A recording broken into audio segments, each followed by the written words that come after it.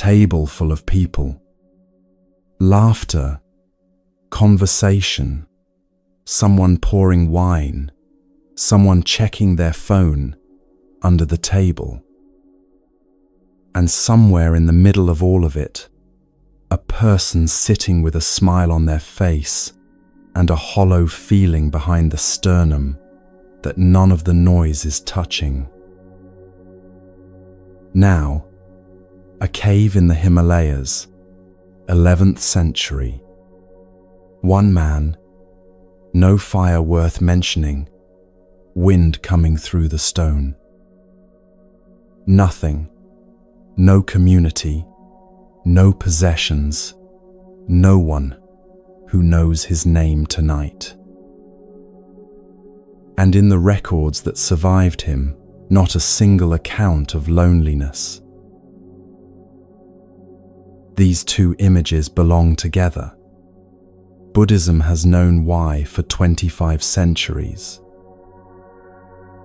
What you will find in the hours ahead is not a comfort that requires better circumstances. It is not a teaching that works only for monks or only for people whose lives have gone quiet by choice. It is something older and more precise than that, an understanding of why the hollow feeling exists, where it actually comes from, and what happens in the mind when it is finally, genuinely released. The peace this tradition points to does not arrive when the right person appears. It does not wait for the table to fill up. It is available in exactly the life you are living right now, in exactly the stillness of this moment. Lie down if you can, and get comfortable. If you'd like, share where in the world you are. Tonight, this space belongs to all of us.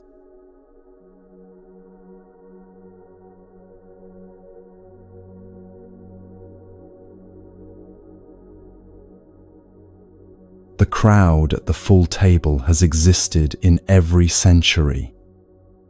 The hollow feeling behind the sternum has existed in every century.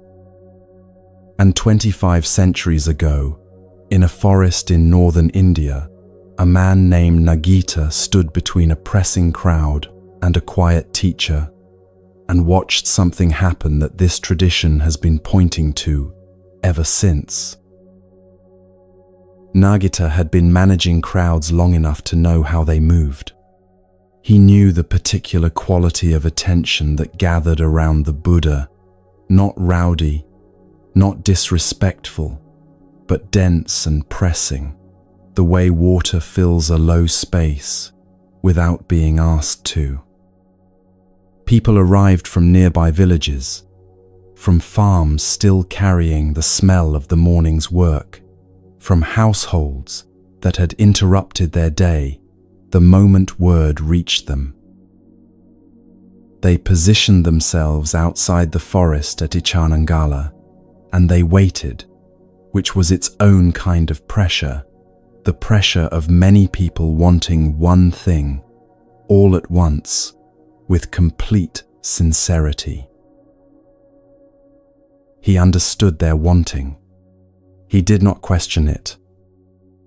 Being near the Buddha produced something in people that they could not easily find elsewhere, a quality of stillness, a sense that the most important questions were being held with complete seriousness, a feeling that could not be precisely named, but that people traveled considerable distances to be in the presence of.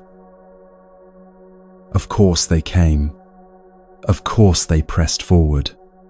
Nagita would have done the same had he not already been on the other side of the crowd, standing between the forest and the noise, trying to give his teacher whatever space the situation allowed. The crowd had been there since morning. By midday it had grown. The sound of it, voices, movement, the occasional call of someone trying to communicate across the group, reached into the trees without difficulty. Nagita moved back and forth, managing what he could, and at some point, he made a decision that seemed, from where he stood, entirely reasonable. He went to the Buddha. He described the crowd, its size, its patience, its evident devotion. He made the case gently and practically. These people had come a long way. They were waiting with goodwill. It would be a generous thing to receive them. Everything in Nagita's reasoning was sound. The crowd was real. Their journey was real. Their wanting was real. And the logic that said, these people want something, you have it, giving it to them would be good. That logic was not wrong exactly. It was simply operating from an assumption so ordinary that Nagita had never thought to examine it. The assumption was this, that being wanted is a reason to be present. The Buddha's response arrived without hesitation and without apology. He told Nagita that he was not at ease with fame. He used a specific word, fasu, which means ease, comfort, the unconstricted quality of a mind that is not being pulled in any direction against its nature. Fame did not give him fasu. Being sought did not give him fasu. And he had understood this with enough clarity that no amount of reasonable argument from Nagita was going to change the direction he was already moving. "Do not trouble me with it," he said. And he walked further into the forest. The crowd outside waited. He did not return. Stand for a moment in Nagita's position as that answer landed. He was not an unintelligent man. He had been close enough to the Buddha's teaching to understand its broad shape. And yet something in that response would have required adjustment, a quiet recalibration of an assumption he had been carrying without knowing it was an assumption. The crowd wanted the Buddha's presence as the condition for their peace.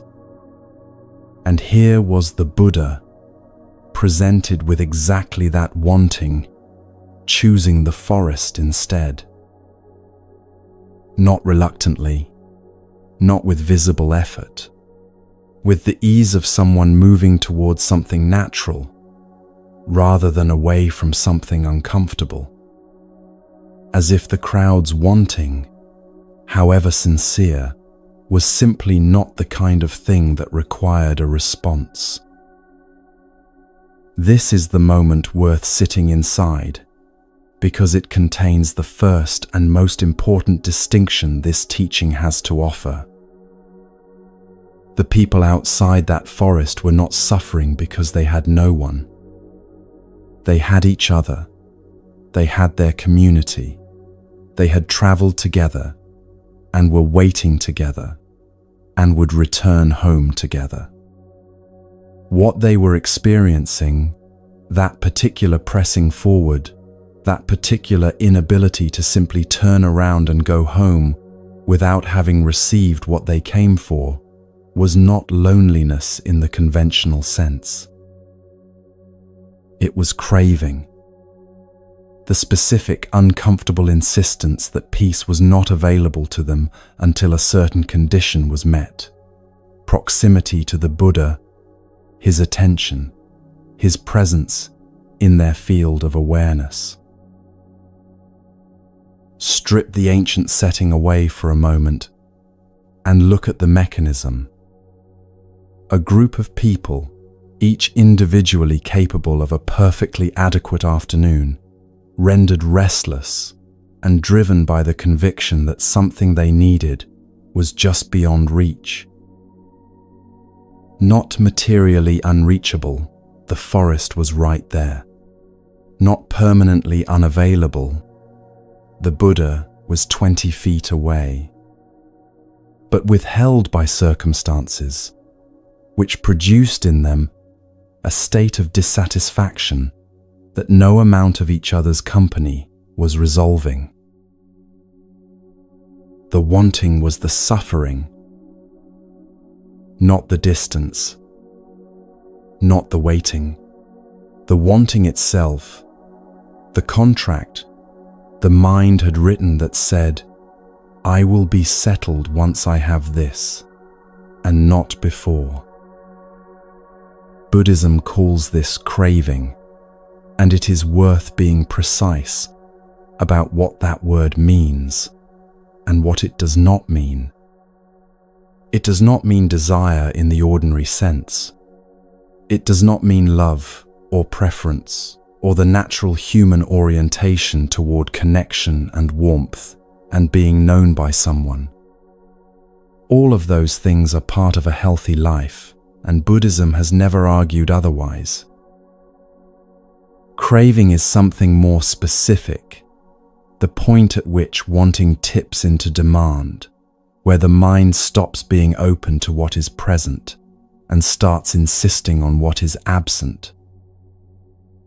The point where a person stops experiencing an ordinary Friday evening and starts experiencing a problem that needs to be solved before peace is permitted. The crowd at Ichanangala had tipped into that territory. Their devotion was real, and their craving was also real, and the two things were not in contradiction. They had simply fused in the way they almost always do, until the wanting felt indistinguishable from the caring, and neither Nagita nor anyone in the crowd would have thought to separate them. The Buddha had separated them. That was precisely what made his answer so clean and so untroubled. He cared about those people. The 45 years he spent walking between villages and sitting with whoever arrived with genuine questions is evidence enough of that. What he did not have was craving for their presence. He did not need to be needed. He did not require the crowd's wanting in order to feel that the day had value. He did not experience their absence once he had walked into the trees as a problem requiring resolution. Their wanting reached the forest and stopped at the edge, and he moved through the interior in the same quality of ease he would have moved through it had no one gathered outside at all. This is what the Buddhist teaching calls the first noble truth, not a pessimistic claim about life, but a precise observation about a specific mechanism. There is suffering, it says, and it is worth examining rather than explaining away. Not the suffering of catastrophe or extraordinary loss, but the ordinary ambient friction of a mind that keeps placing conditions on its own peace. The restlessness of an evening without plans, the weight of an unanswered message, the particular hollowness of a full table that is somehow not enough. All of it arising not from what is absent, but from the craving for what is absent. What changes when you see this clearly is the location of the work.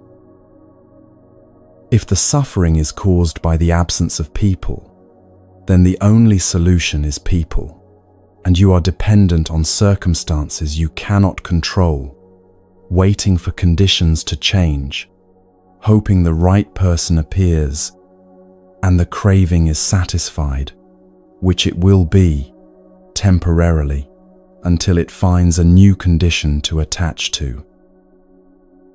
This is the cycle Nagita's crowd was caught in without knowing it.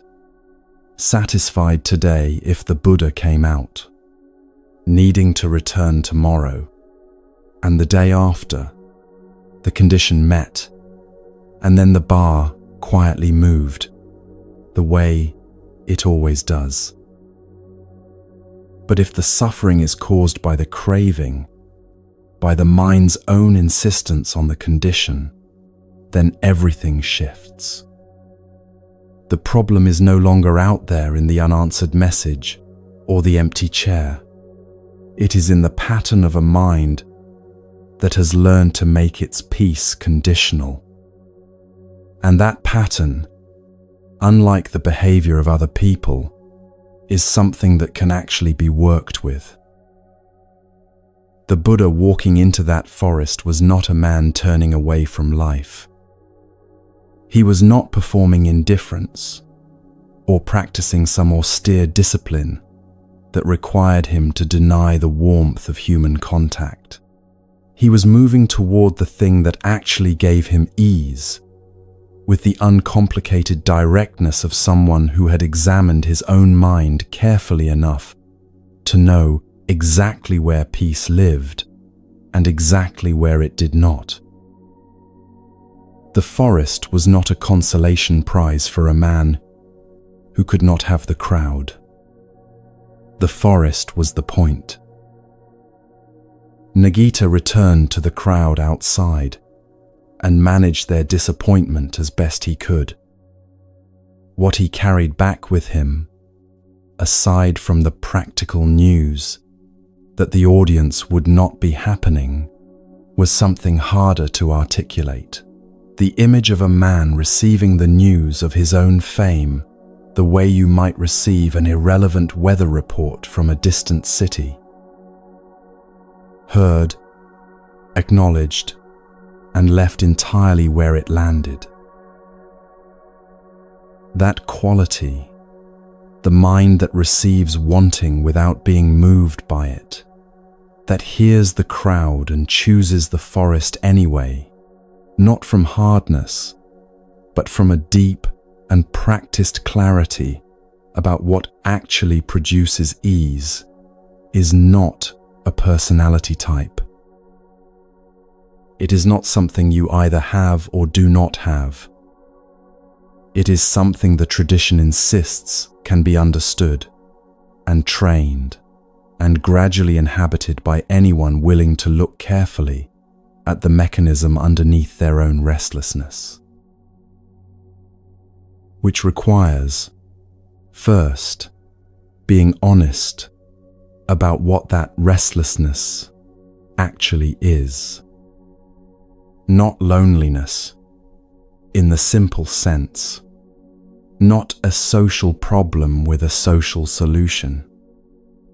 A pattern of mind, specific, examinable, and far more workable than it feels on a quiet Friday evening when the phone stays dark and the silence will not settle. The Buddha understood this by examining his own experience with complete honesty. What that examination revealed was not that people are a problem or that connection is worthless. It was something more precise and more useful, that there is a difference, a real, felt, consequential difference between being alone because you have been left and being alone because you have chosen stillness. He knew which one he was doing. He knew it in his body, in the quality of ease that accompanied him into the trees. Learning to know that difference in your own experience is exactly where this journey continues, and it begins with a monk who was completely certain he already knew it, who had built his entire sense of himself around that certainty, and who was about to discover that carrying the word without the understanding is one of the most human mistakes there is.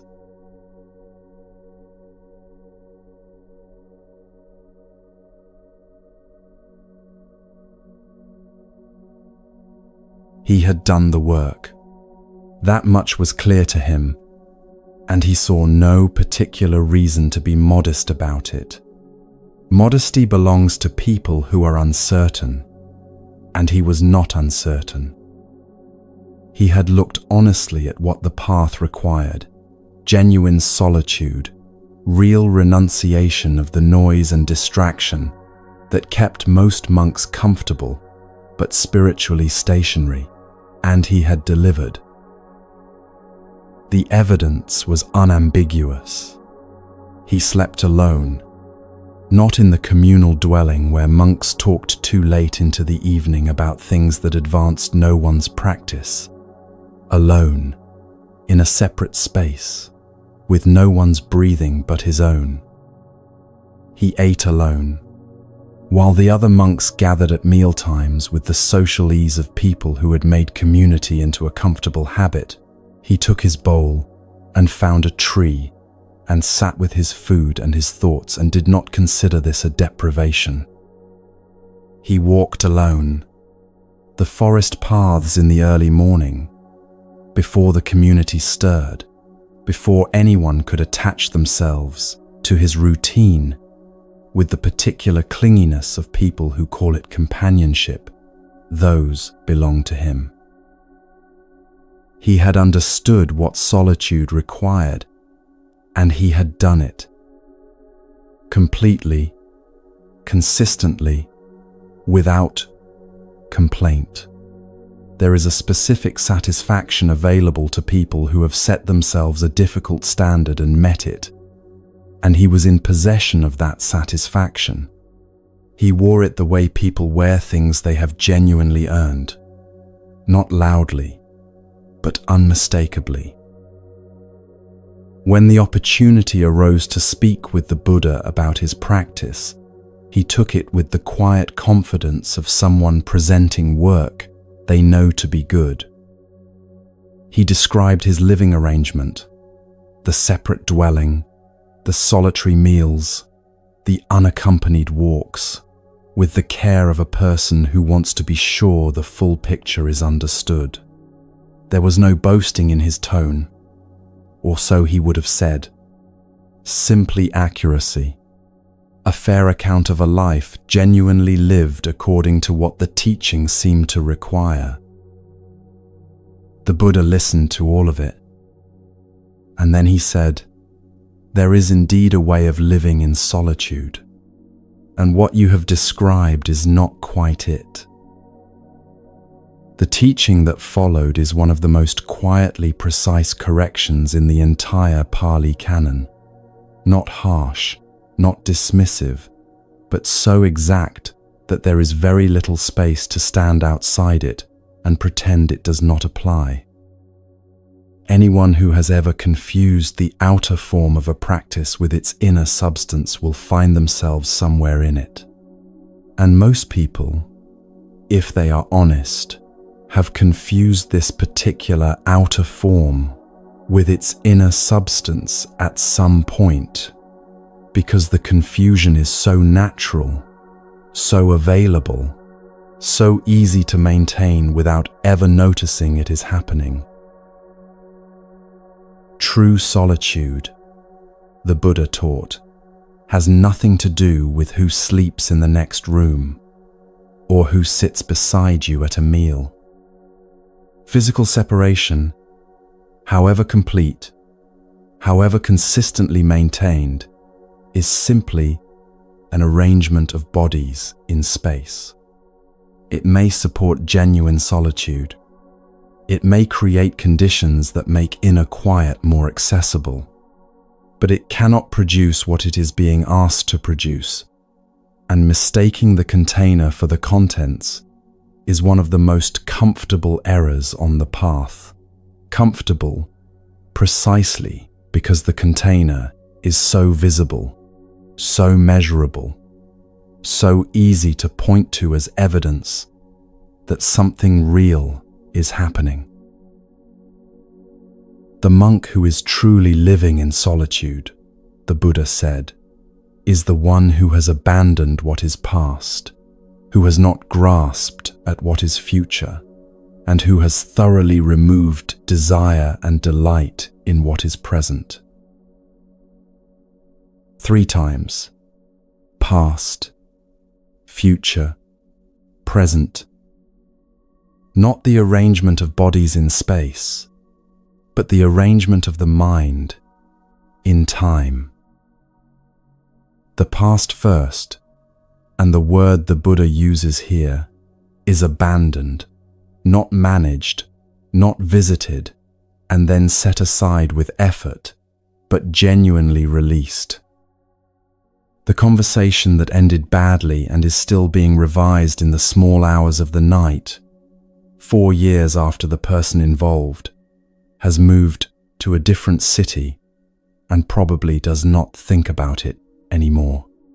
The relationship that closed without the resolution that was wanted, still carried with the weight of something unfinished, even though the finishing was never going to arrive in the form the mind kept waiting for.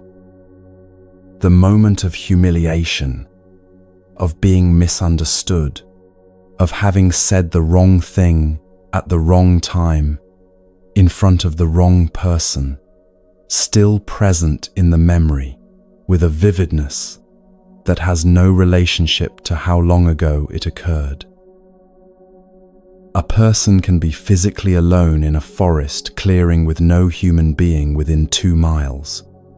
And if the mind is inside a conversation from years ago, revising it, re-arguing it, arriving at better conclusions, in a version of events that will never be made available to anyone involved, that person is not in solitude. They are in the past, alone in body and crowded in mind, keeping their own suffering company with a loyalty that costs everything and helps no one. The future next, and the instruction here is not grasped at, which is worth distinguishing carefully from do not think about the future, because they are not the same instruction and the difference matters. Thinking about the future is sometimes useful and often unavoidable, and nothing in this teaching argues against it. Grasping is different. The mind treating its own projections as emergencies, requiring immediate preparation, building elaborate scenarios around events that have not happened and may never happen, expending genuine energy on complete fictions with an urgency that suggests real problems are being addressed when they are not. The rehearsed arguments for conversations that will unfold entirely differently than rehearsed, because they always do. The anticipated disasters that arrive, when they arrive at all, informs the rehearsal did nothing to prepare for. The general, low-frequency insistence that something must be resolved or figured out before the mind is permitted to rest. A person can be sitting in a room so quiet, they can hear their own heartbeat and be living entirely in the following week, a resident of a time that does not yet exist, borrowing worry from a future that may look nothing like the one being so carefully constructed. And then the present, the most subtle of the 3, and the one the Buddha names with the most precision. Desire and delight in what is present, not craving for something absent, not anxiety about something approaching, but the mind's tendency to clutch at the actual moment as it is occurring, to need it to be a certain way, to experience what is genuinely here through the continuous filter of whether it matches what was expected or wanted. The quiet evening that should feel restful, but feels instead like a problem waiting to be correctly identified. The solitude that should feel spacious but feels like evidence of something that has gone wrong or failed to arrive. The present moment is the only place peace could possibly live, and yet the mind keeps placing requirements on it that it must meet before it qualifies as acceptable. This is the subtlest form of clutching, and in some ways the most persistent, because it disguises itself as discernment, as standards, as simply knowing what a good evening should feel like. This is what the proud monk had not examined. He had arranged his body in solitude with considerable care and consistency and a quiet, private satisfaction. What he had not looked at was what his mind was doing inside all of that carefully arranged physical quiet. The honest answer to that question, the answer most people arrive at when they sit with it long enough, is that the mind was doing what untrained minds do, going everywhere at once. Backward into memory, forward into anticipation, sideways into comparison and grievance, and the low-level administrative busyness of a mind that has learned to stay occupied as a default setting rather than as a conscious choice. He was alone in the way that is easy to count and point to as evidence. He was not alone in the way the teaching means. The recognition this produces tends to arrive quietly and sit with a mild discomfort that, if you do not rush to escape it, becomes something closer to relief. Because if the suffering of aloneness is not caused by aloneness, if it is caused by the mind's own habits of clutching at all 3 times simultaneously, then changing location will not resolve it, but something else might. The problem has moved from the circumstances, which cannot be fully controlled, to the mind, which can be trained. In the Buddhist understanding, this is almost always good news, not comfortable news, not news that makes the next few months easier, but the specific good news of a problem that has moved into a place where it can actually be worked with. It also explains something most people have noticed without being able to fully name: why a crowded room is sometimes easier than genuine aloneness. Not because connection is the answer, and not because distraction is better than presence, but because external noise is effective at covering internal noise. The conversation that fills the evening, the plans that keep the calendar occupied, the company that ensures the difficult quiet never quite arrives, all of it works, in the short term, at preventing the mind from having to sit with its own contents. The difficulty is that it works the way a bandage over an untreated wound works. The problem is covered rather than addressed, and the covering must be maintained continuously, or the original condition reasserts itself, usually at an inconvenient hour and with renewed intensity. The Buddha's response to the proud monk was not a suggestion that he abandon his separate dwelling or rejoin the communal meals. It was a correction of the assumption, the quiet, unexamined assumption, that the outer arrangement was producing an inner result it was not capable of producing on its own. What produces the inner result is simpler to state and considerably harder to inhabit. A mind that has released its grip on all 3 times and settled, without requirement or resistance, into the only moment that actually exists. That is what this teaching means by solitude. Not a room without people. Not a schedule without company.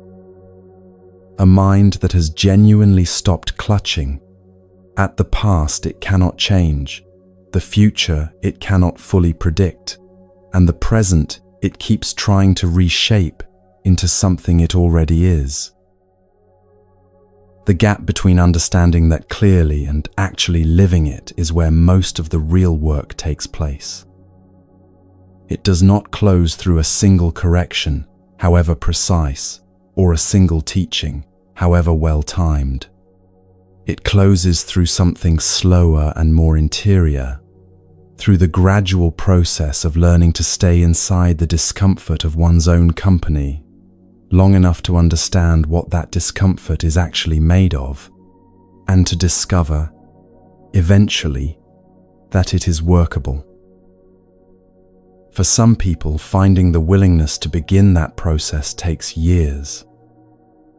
A whole lifetime, sometimes, of wanting the inner quiet while remaining afraid of what genuine inner quiet might reveal, circling the edge of the forest, close enough to feel its pull, far enough to maintain the safety of whatever noise is available. There was a man in ancient India who understood that particular circling more intimately than almost anyone who left a record of it. He had spent decades in a world built entirely on performance, on noise, on the skilled management of other people's attention and emotions. He knew exactly how to fill a room and keep it full, how to hold a crowd, how to ensure that silence never became uncomfortable for anyone present.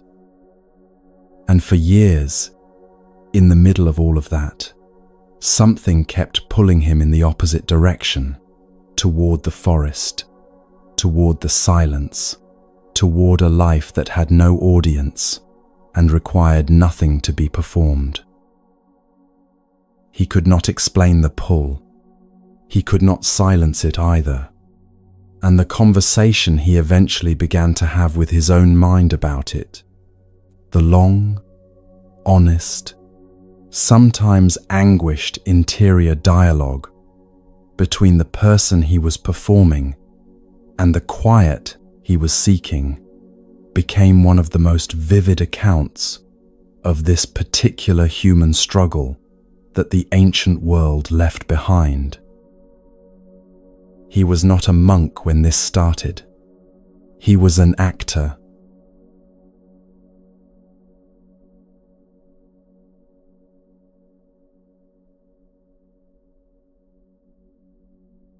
The smell of stage makeup is particular enough that people who have worn it never fully forget it.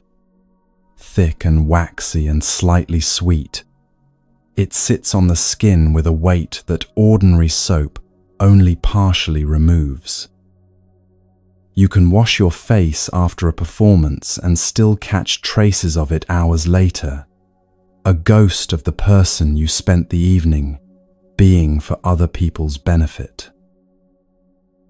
The sound of a crowd applauding is also particular, not just loud, directional, pressing, arriving at the body from all sides simultaneously, filling the chest with something that is not quite pride and not quite relief, but has elements of both.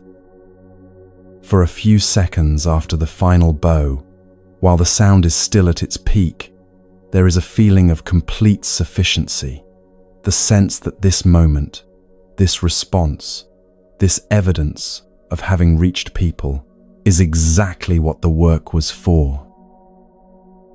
And then the crowd begins to leave, and the sound drops by half, and then by half again, and then the door at the back of the hall opens and closes one final time, and the silence that follows is not the silence of a forest or a meditation room or a dawn before anyone has woken. It is the silence of a space that was just full and is now empty, which is a different quality of silence entirely, and one that tends to ask questions the noise was successfully preventing. The person standing in the wings after everyone has gone knows this silence well. They are surrounded by people, colleagues moving equipment, friends waiting to offer congratulations, the warm, familiar machinery of a life built around performance and company, and the continuous exchange of energy between a person and their audience. And underneath all of that warmth, at a depth the warmth does not quite reach, something is asking a question that the evening's success has not answered. Not dissatisfaction, not ingratitude, something more like the feeling of having been seen clearly in all the wrong directions simultaneously, witnessed from every angle except the one that would have mattered. This is not a modern problem. In ancient India, 25 centuries ago, there was a theatre director and lead actor named Talaputta who understood this feeling with a precision that survived him by millennia. His words are preserved in the Therigatha, the songs of the elder monks, one of the oldest collections in the Pali canon, and they have the quality of something written not for an audience, but in spite of one. Not performance, the opposite of performance. A man finally, after a very long time, speaking honestly to himself. Talaputta had built a life around the management of emotion at scale. A theatre director in ancient India was not a minor figure. His work involved training performers, managing productions, holding the attention of crowds, with the skilled use of story and character, and the manufactured feelings that a good performance produces in people who have paid to feel something for an evening. He was good at this. He had been doing it long enough to be trusted with it, relied upon for it, identified by it. His entire professional and social existence was structured around the movement of emotion through rooms full of people, and his own emotions were, professionally speaking, material to be shaped and deployed, rather than simply experienced. And somewhere inside all of that, for years before he did anything about it, something kept pulling him toward the forest. Not dramatically, not as a crisis or a breakdown or a sudden collapse of everything he had built. More like a persistent low note under the rest of the music, present during performances, present during the congratulations afterward, present in the wings while the crowd was still applauding, present in the particular quality of the silence once they had gone. A pull towards something he did not have a precise name for, toward a quality of quiet that no amount of successful performance was producing, toward a life that required nothing to be performed and no crowd to receive the performance. He did not go. Not yet. He kept directing, kept performing, kept filling rooms and receiving the response of filled rooms, and the pull kept being there, and he kept not following it. This went on for years. The Therigatha does not give a specific number, but the weight of his verses suggests a long time, long enough for the gap between the life he was living and the life the pull was gesturing toward to become a source of real interior friction. What makes Talaputta remarkable in the literature is not that he eventually went to the forest. Many people went to the forest.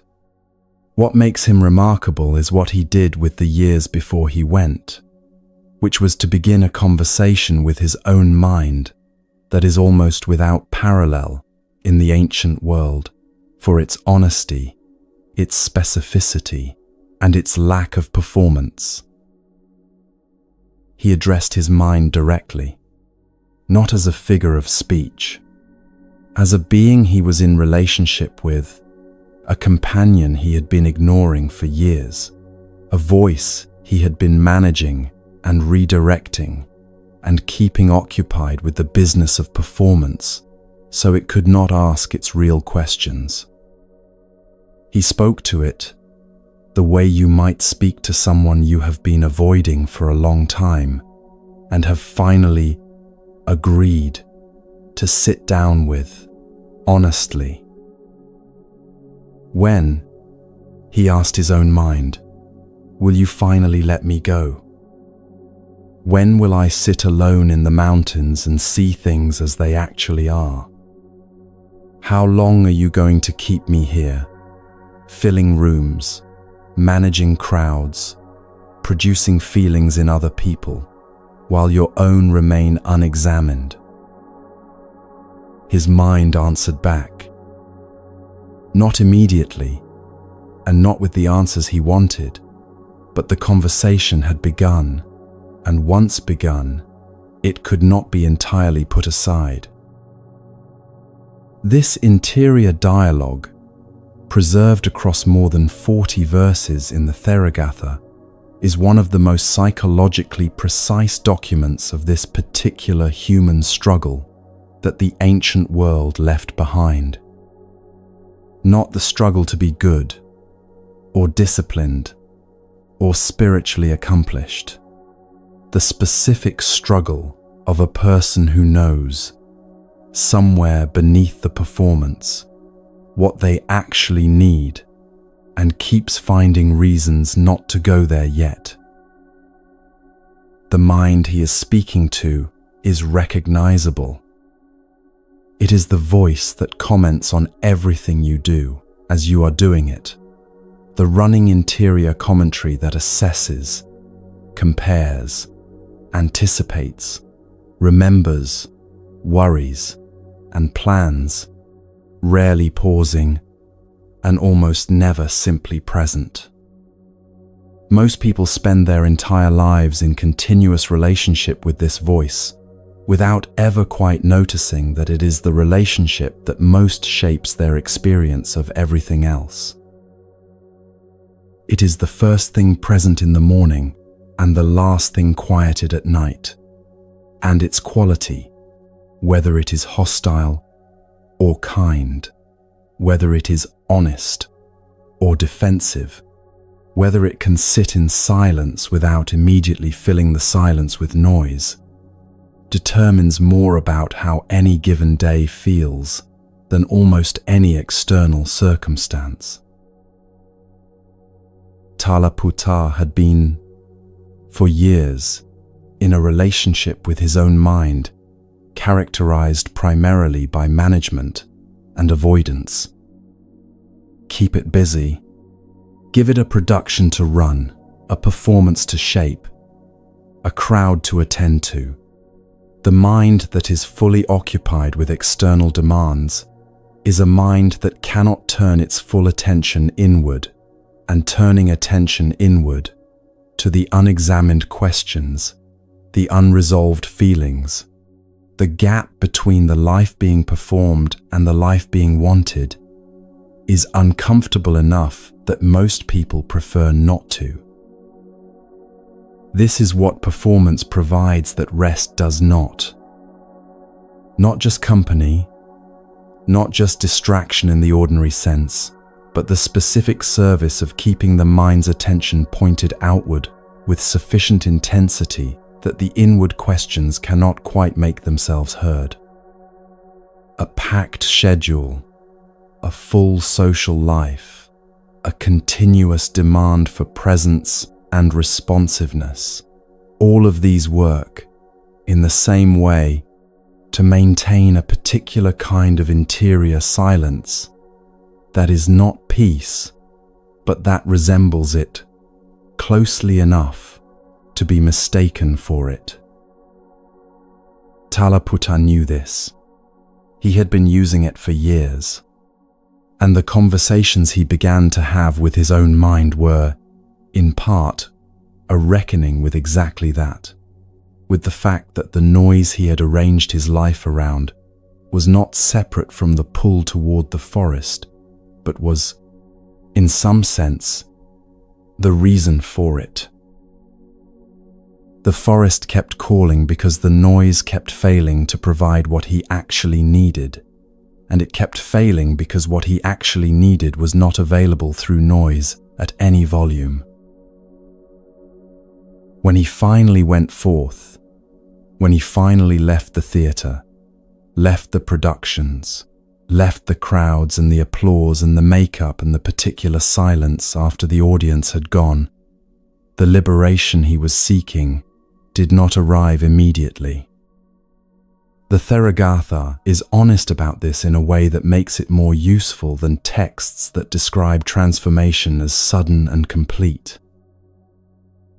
He sat in the forest, and the mind kept doing what untrained minds do, going backward, going forward, filling the silence with the contents of a long and performance-saturated life that did not immediately release its hold, simply because the external conditions had changed.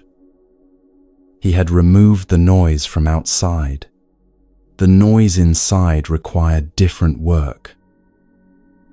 The work was the conversation, continued now not as complaint or as negotiation, but as genuine inquiry, speaking to his own mind with the honesty he had spent years withholding from it, asking real questions and sitting with the answers, rather than redirecting the attention back to the next production. Treating his own mind, in other words, not as a mechanism to be managed, but as the closest companion he had, which it was, and had always been, whether or not he had been treating it that way.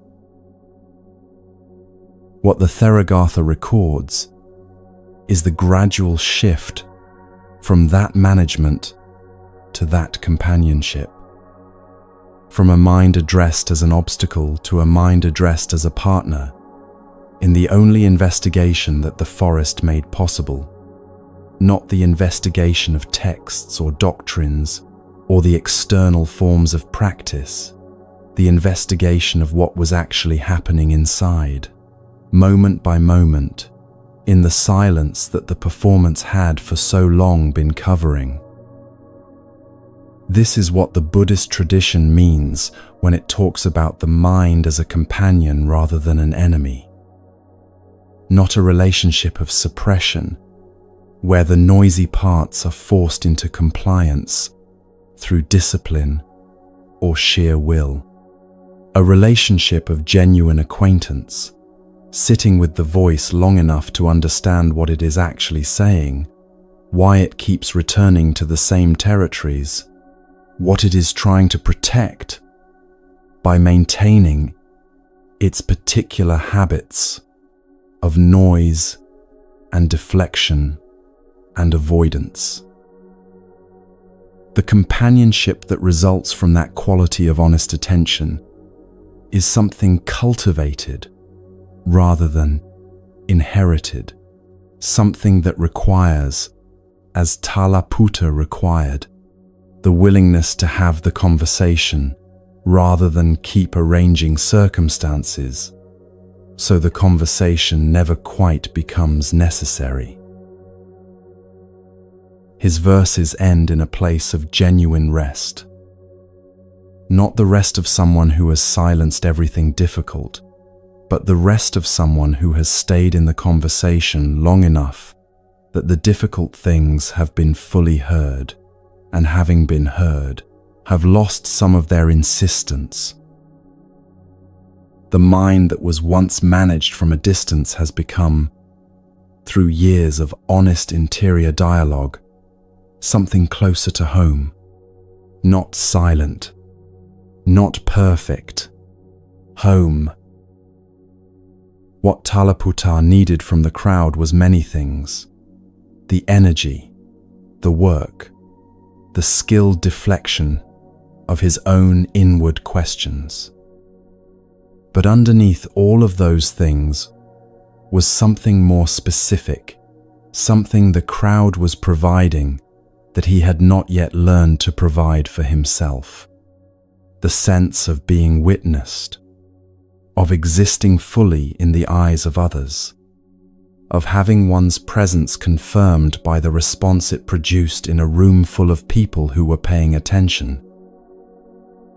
This particular hunger is worth naming carefully, because it is among the most common and least examined of the cravings that make solitude feel like deprivation rather than freedom. And in the next part of this journey, it meets its most direct challenge in a forest, at dawn, through a woman sitting alone in meditation, when someone arrives specifically to tell her that who she is will never be enough. What she says back changed something in the tradition permanently.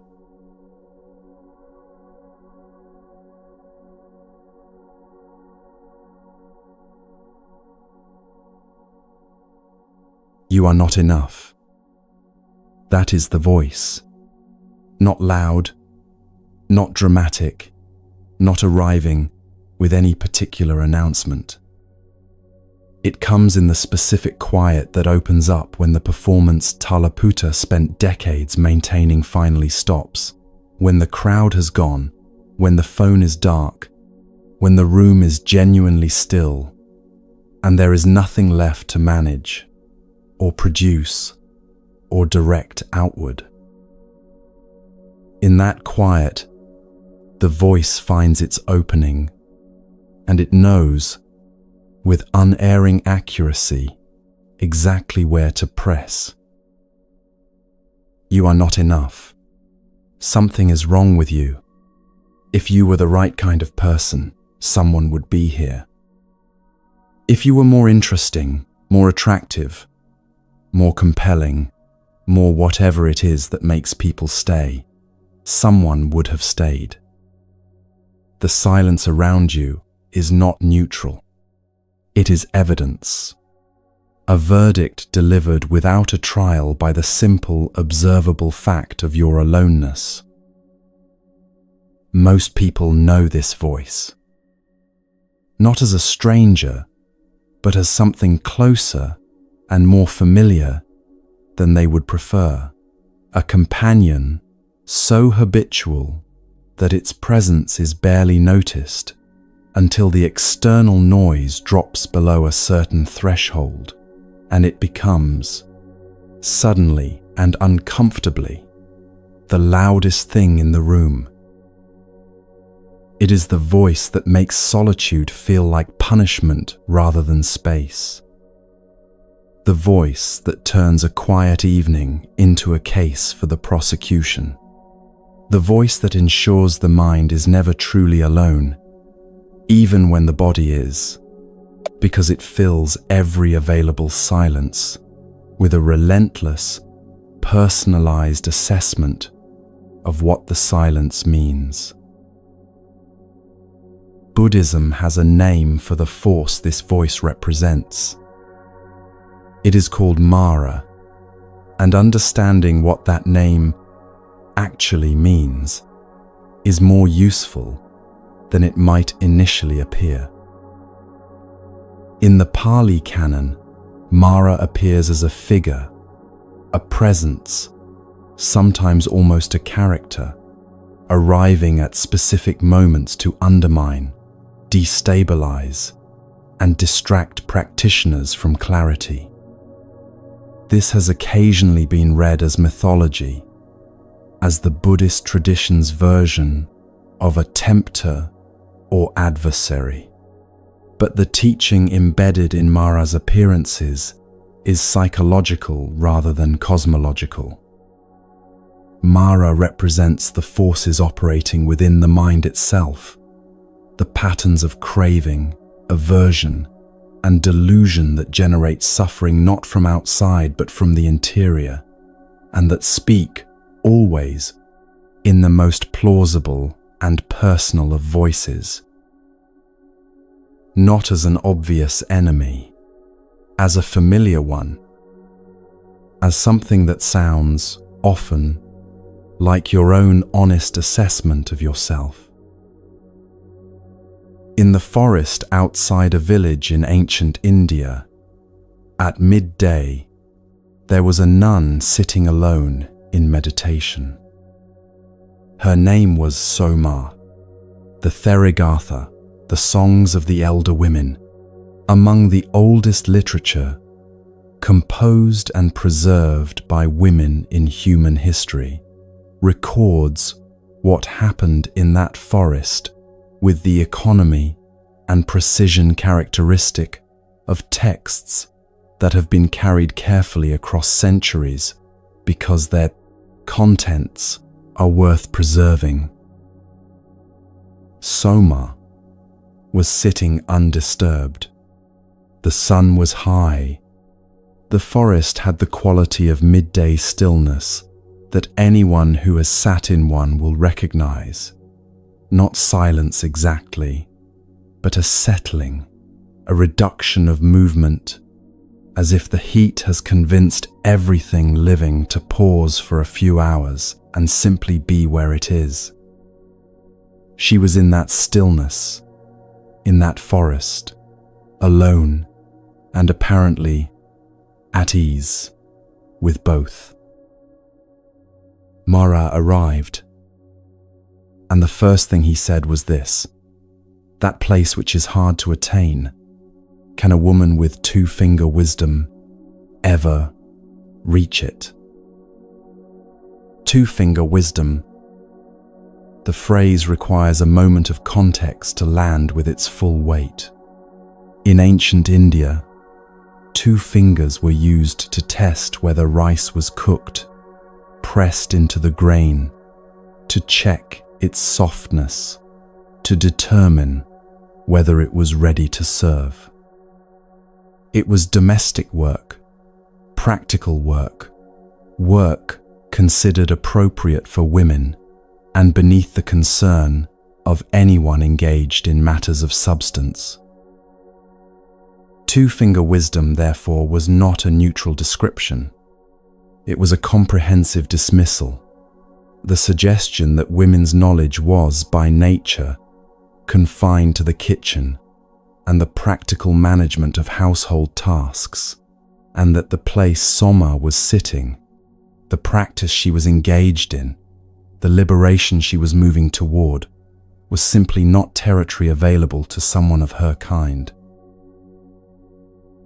The taunt was aimed with precision. It knew exactly what it was targeting. Not Soma's practice, not her intelligence, not any specific action she had taken. It targeted her category, her identity, the fixed, unchosen fact of who she was before she had done anything at all. It said, regardless of what you have understood, regardless of how long you have sat, regardless of what the practice has produced in you, you are the wrong kind of person for this, and that disqualification precedes everything else. This is the voice's most sophisticated move. Not attacking what you have done, but what you are. Not pointing at a failure, but at a nature. Not suggesting you have made a mistake, but that you are one.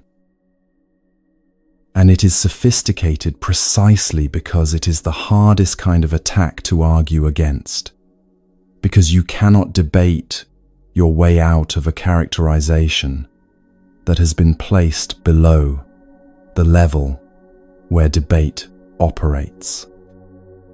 You cannot produce evidence against it because the voice has already decided what counts as evidence and what does not. You cannot prove it wrong because it has positioned itself as the standard by which proof is measured. Most people, encountering this voice in the quiet of genuine solitude, do one of several things.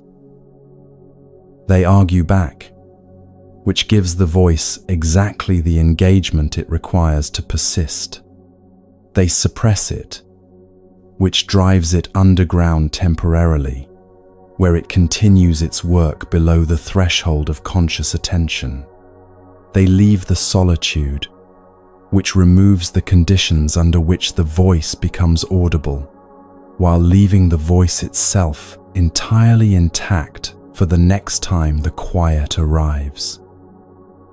Or they accept the verdict, which is the most costly response and the most common. Soma did none of these things. Her response to Mara's taunt is recorded in the Theragatha in a few lines that have been studied and returned to for 25 centuries, and which remain, in their quiet way, among the most complete answers ever given to this particular attack. She said, "What does the woman's nature do to one whose mind is well concentrated, in whom knowledge appears, who sees the Dhamma clearly?" Read that again slowly, not as a rhetorical flourish, as a precise instruction about where to look. What does the woman's nature do? The category, the identity, the unchosen fact being deployed as disqualification to one whose mind is well concentrated. What does it do to the knowledge that has appeared? What does it do to the clarity that is already present? The answer embedded in the question is nothing. It does nothing. It is irrelevant.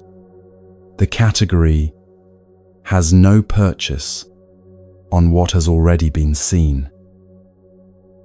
This is not defiance. Defiance would require Soma to position herself against the taunt, to say, "I am a woman, and I can still reach that place. Watch me. I will prove it to you." That response accepts the taunt's framing, accepts that the category matters, and attempts to overcome it through demonstration. What Soma does is entirely different. She does not accept the framing. She does not step into the argument at all. She simply points at what is already true, and in pointing at it, reveals that the voice has been speaking about something that has no relationship to where she actually is. Mara left. The texts record this with the same economy they apply to his arrival. He came, he spoke, she answered, he left. Nothing dramatic. No battle, no struggle, no extended confrontation. The voice arrived, found nothing to attach to, and departed. This is the teaching about craving, to be seen that Buddhism has been carrying since Soma sat in that forest. The voice that says, "You are not enough," is not silenced by proving it wrong. It is not managed by distraction, or suppressed by discipline, or defeated by accumulating sufficient evidence of your own worth. It loses its power specifically, and only when the mind has found something more stable to rest on than the ongoing project of being seen, validated, and confirmed by external sources. The craving to be seen is worth understanding with precision because it is more specific than the general desire for connection and more consequential than it is usually given credit for. In Buddhist teaching, it falls under what is called craving for existence, the particular form of craving that needs the self to be confirmed, witnessed, and affirmed by others in order to feel real. Not love, not companionship, not the ordinary human warmth of being known by someone, something more urgent and more conditional than any of those things. The specific insistence that existence is only fully valid when it is being observed and approved. This craving is why solitude hurts in the way it hurts. Not because the body lacks company, because the mind, operating from this particular form of craving, treats the absence of external confirmation as evidence of non-existence. The unanswered message is not just practically inconvenient, it registers in the craving mind as a small withdrawal of the proof that you are real and worth responding to. The empty calendar is not just logistically quiet, it reads as an indication that no one requires your presence, which the craving mind translates directly into a statement about your value. The voice that says you are not enough is craving wearing the costume of honest self-assessment, and it is so convincing precisely because the craving is so habitual that its conclusions feel like observations rather than constructions. The Dhammapada addresses the mind's relationship to this kind of suffering directly.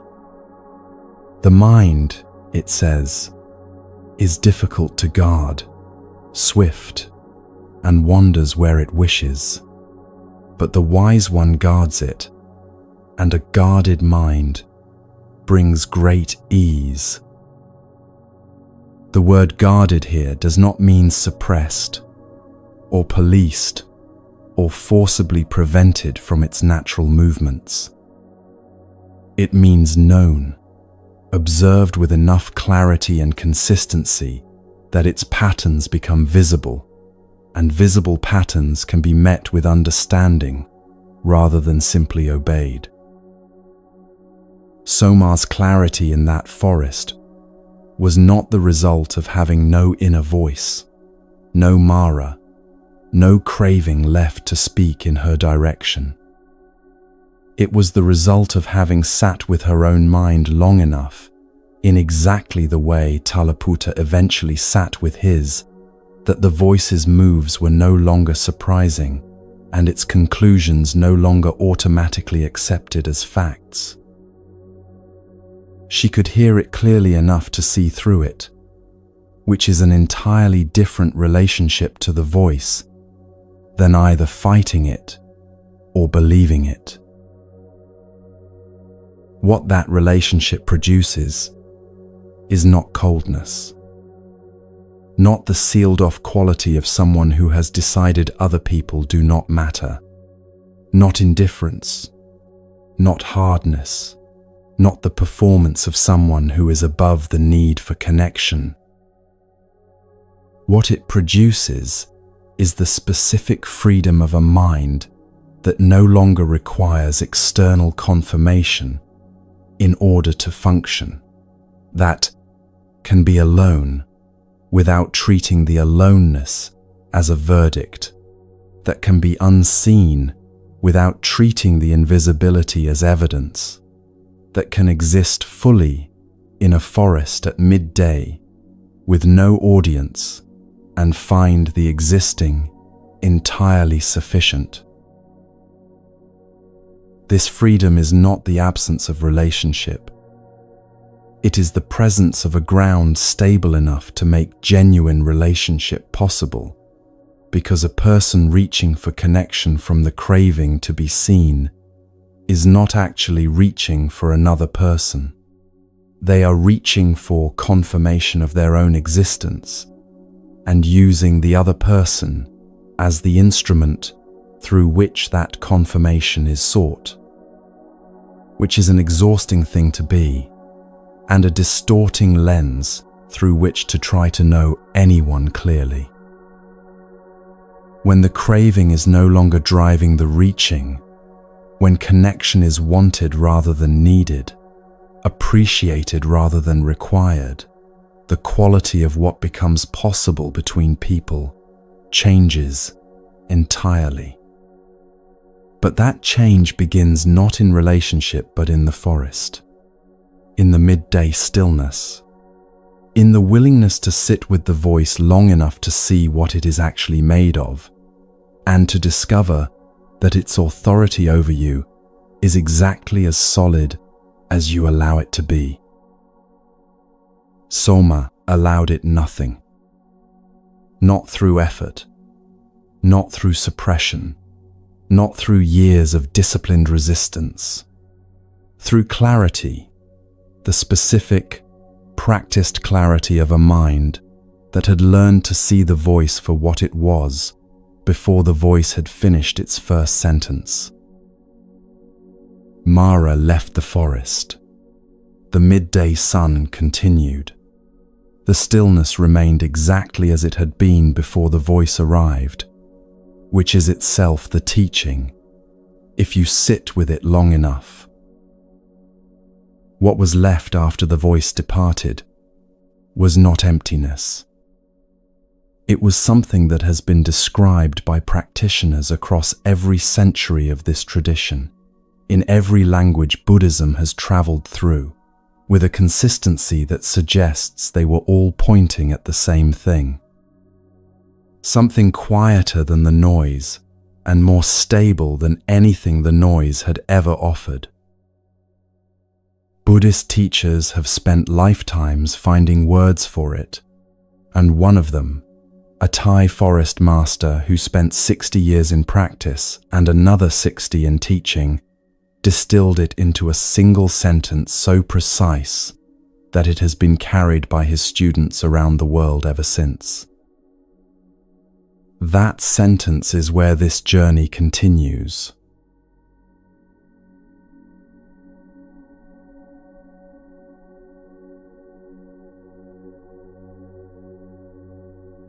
If you let go a little, you will have a little peace.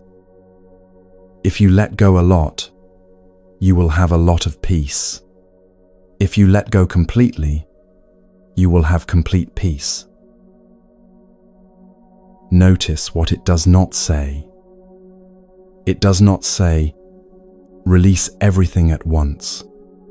It does not position partial letting go as insufficient, or suggest that a little peace is somehow not the real thing, or imply that anything short of complete liberation is missing the point.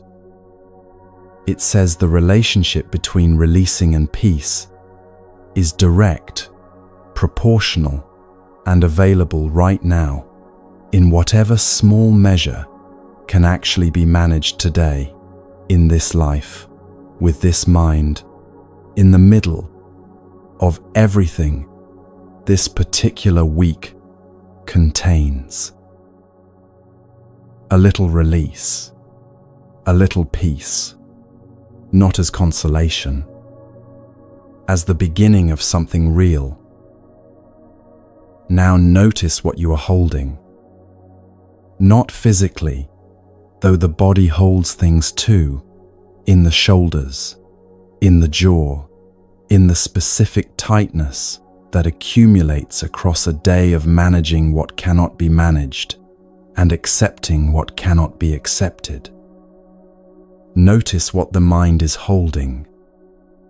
The conversation that ended 3 weeks ago, in a way that still does not sit right, still being turned over, still being revised into a version that would have gone differently if only the words had been arranged more carefully, or the timing had been better, or the other person had been willing to hear what was actually being said. the relationship whose ending has not been fully accepted, still held at a certain angle in the mind, still examined from slightly different positions to see if it resolves into something other than what it is. The message that has not come, the choice that has not been made in your favor, the silence from someone whose attention still carries more weight than you would prefer it to.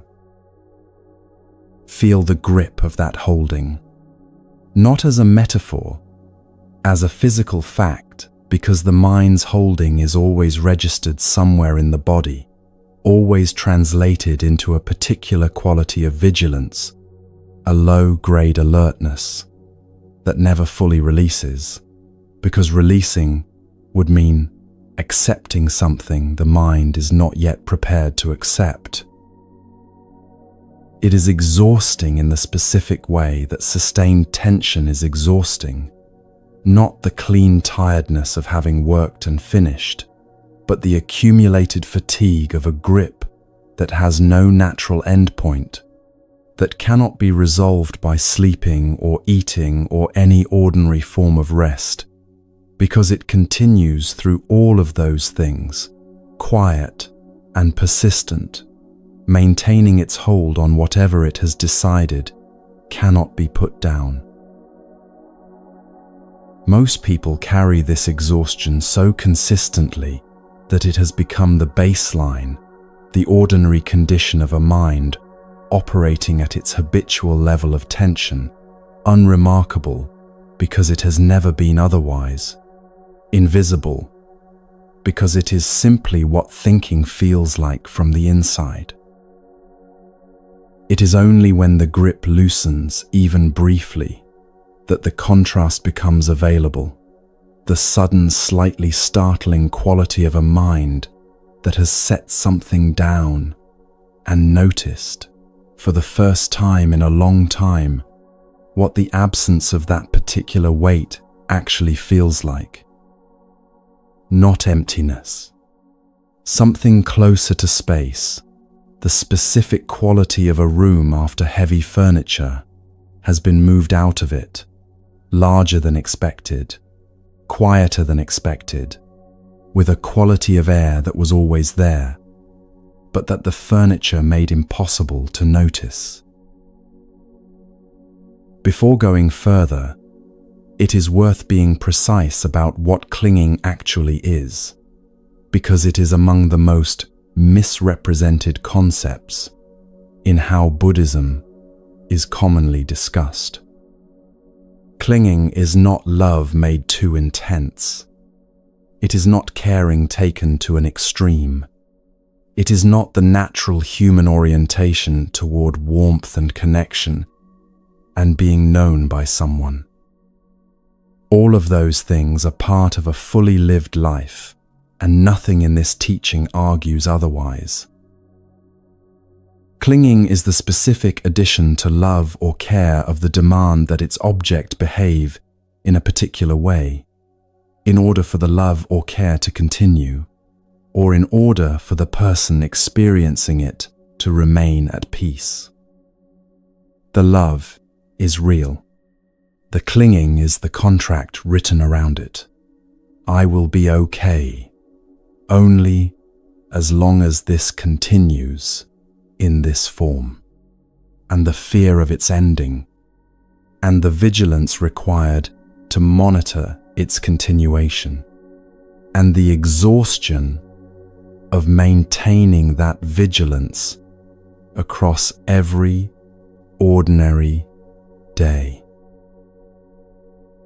Ajahn Chah's sentence does not ask for the love to be released. It asks for the contract to be loosened, a little, then more, then as much as can be managed today, in the knowledge that each loosening produces its proportional relief, and that the relief itself is the most reliable instruction available about the direction worth continuing in. The quality that develops through this loosening has a name in the Buddhist tradition. It is called equanimity, and it is worth being precise about what that word means and what it does not mean, because it is among the most misunderstood qualities in the Buddhist vocabulary. It does not mean detachment in the sense of disconnection, the sealed quality of someone who has decided that nothing matters and found a spiritual framework for maintaining that decision. It does not mean the performance of calm, the managed exterior of a person who is suppressing considerable internal weather and calling the suppression peace. It does not mean the absence of feeling or the end of caring, or the decision to stop being affected by anything. Equanimity is the stable ground that remains when clinging has been set down. Not the absence of engagement, but the presence of a particular steadiness that makes genuine engagement possible. The quality of being fully present with what is happening without being overturned by it, moved by experience without being swept entirely away by it, in contact with the full range of what a life contains, without requiring that range to be narrower or more comfortable or better arranged than it is. The Buddha offered his son Rahula a simile for this quality that has the simplicity of something obvious and the depth of something that rewards years of returning to. He told him to develop a mind like the earth. The earth receives everything. This is not a poetic observation. It is a practical one, and the Buddha made it practically. People throw clean things on the earth and filthy things on the earth, pleasant things and unpleasant things, the beautiful and the repellent, what is welcomed and what is not. The earth receives all of it without preference and without recoil. It is not horrified by what is thrown on it. It is not humiliated. It is not destroyed. It does not contract with disgust or expand with pleasure or alter its fundamental nature based on what it has received on any particular day. It remains what it is, does what it does, continues to be the ground beneath everything, regardless of what everything happens to consist of. What would it mean to receive blame like the earth receives it? Not to be unaffected in the sense of not noticing. The earth notices, in its way, everything that lands on it, but not to be overturned by it, not to have the ground of your own experience shifted fundamentally by the fact that someone has thrown something unpleasant in your direction. The blame arrives, lands, is received, and the ground remains, the ground. What would it mean to receive silence? The specific silence of someone who is not responding, who is not choosing you, who is not providing the confirmation the craving mind has decided it requires, like the earth receives whatever lands on it. Not indifference to the silence, not the performed nonchalance of someone pretending not to mind, but the genuine stability of a ground that is not threatened by what it receives, because its nature is not dependent on the nature of what lands on it. What would it mean to receive rejection, absence, the ending of something wanted, the non-arrival of something hoped for, with that same quality of stable, undevastated receiving? These are not rhetorical questions.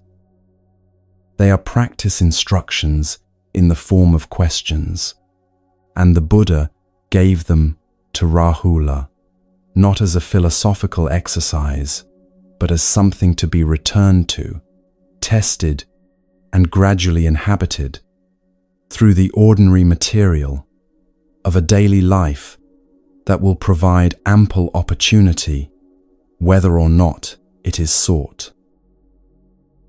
The same simile is extended in that teaching to water, to fire, to wind. Develop a mind like water. People wash clean things in water and unclean things in water, and the water is not disgusted. Develop a mind like fire. Fire burns pleasant and unpleasant things alike, and is not defiled. Develop a mind like wind. The wind blows across everything without discrimination and is not tainted. The repetition in the original teaching is deliberate. The Buddha is saying, through accumulation, that the quality he is pointing at is as fundamental and as available as the elements themselves. It is not exotic. It is not reserved for the particularly gifted or the particularly advanced. It is as ordinary as earth and water and fire and wind, and as available to anyone willing to develop it gradually, proportionally, a little more today than yesterday. The instruction is not to become the earth immediately.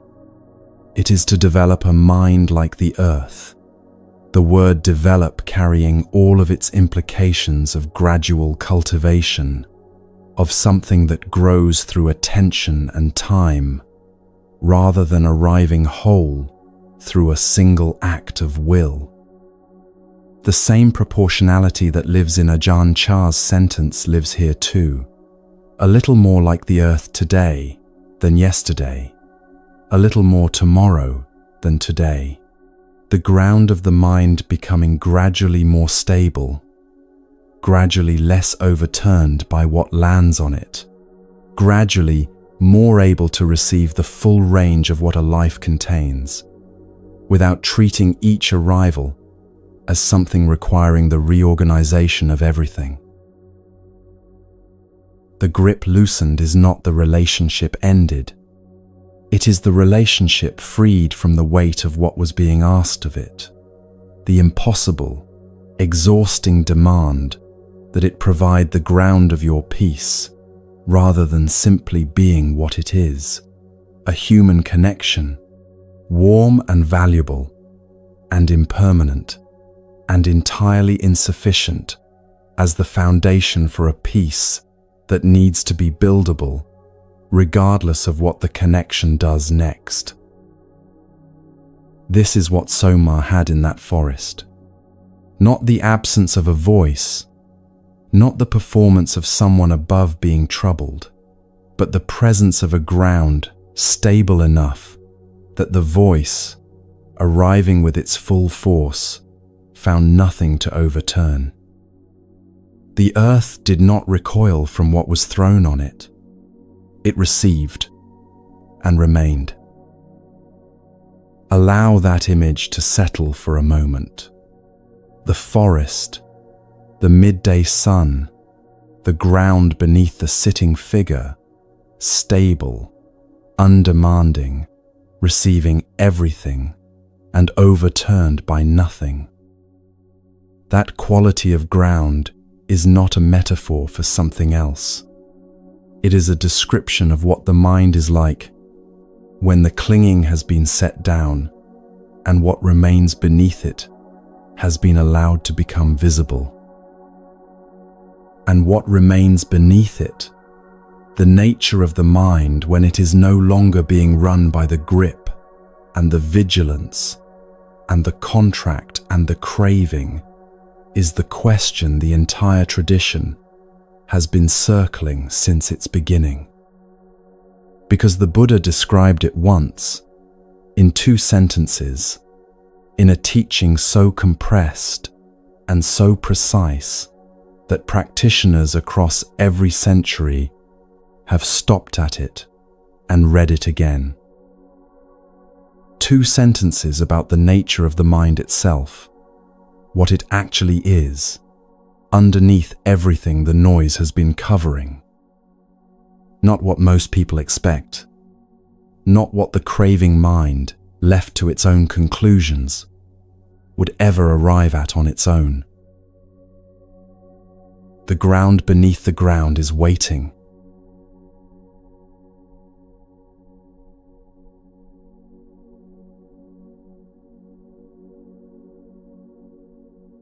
Here is the question worth sitting with before anything else.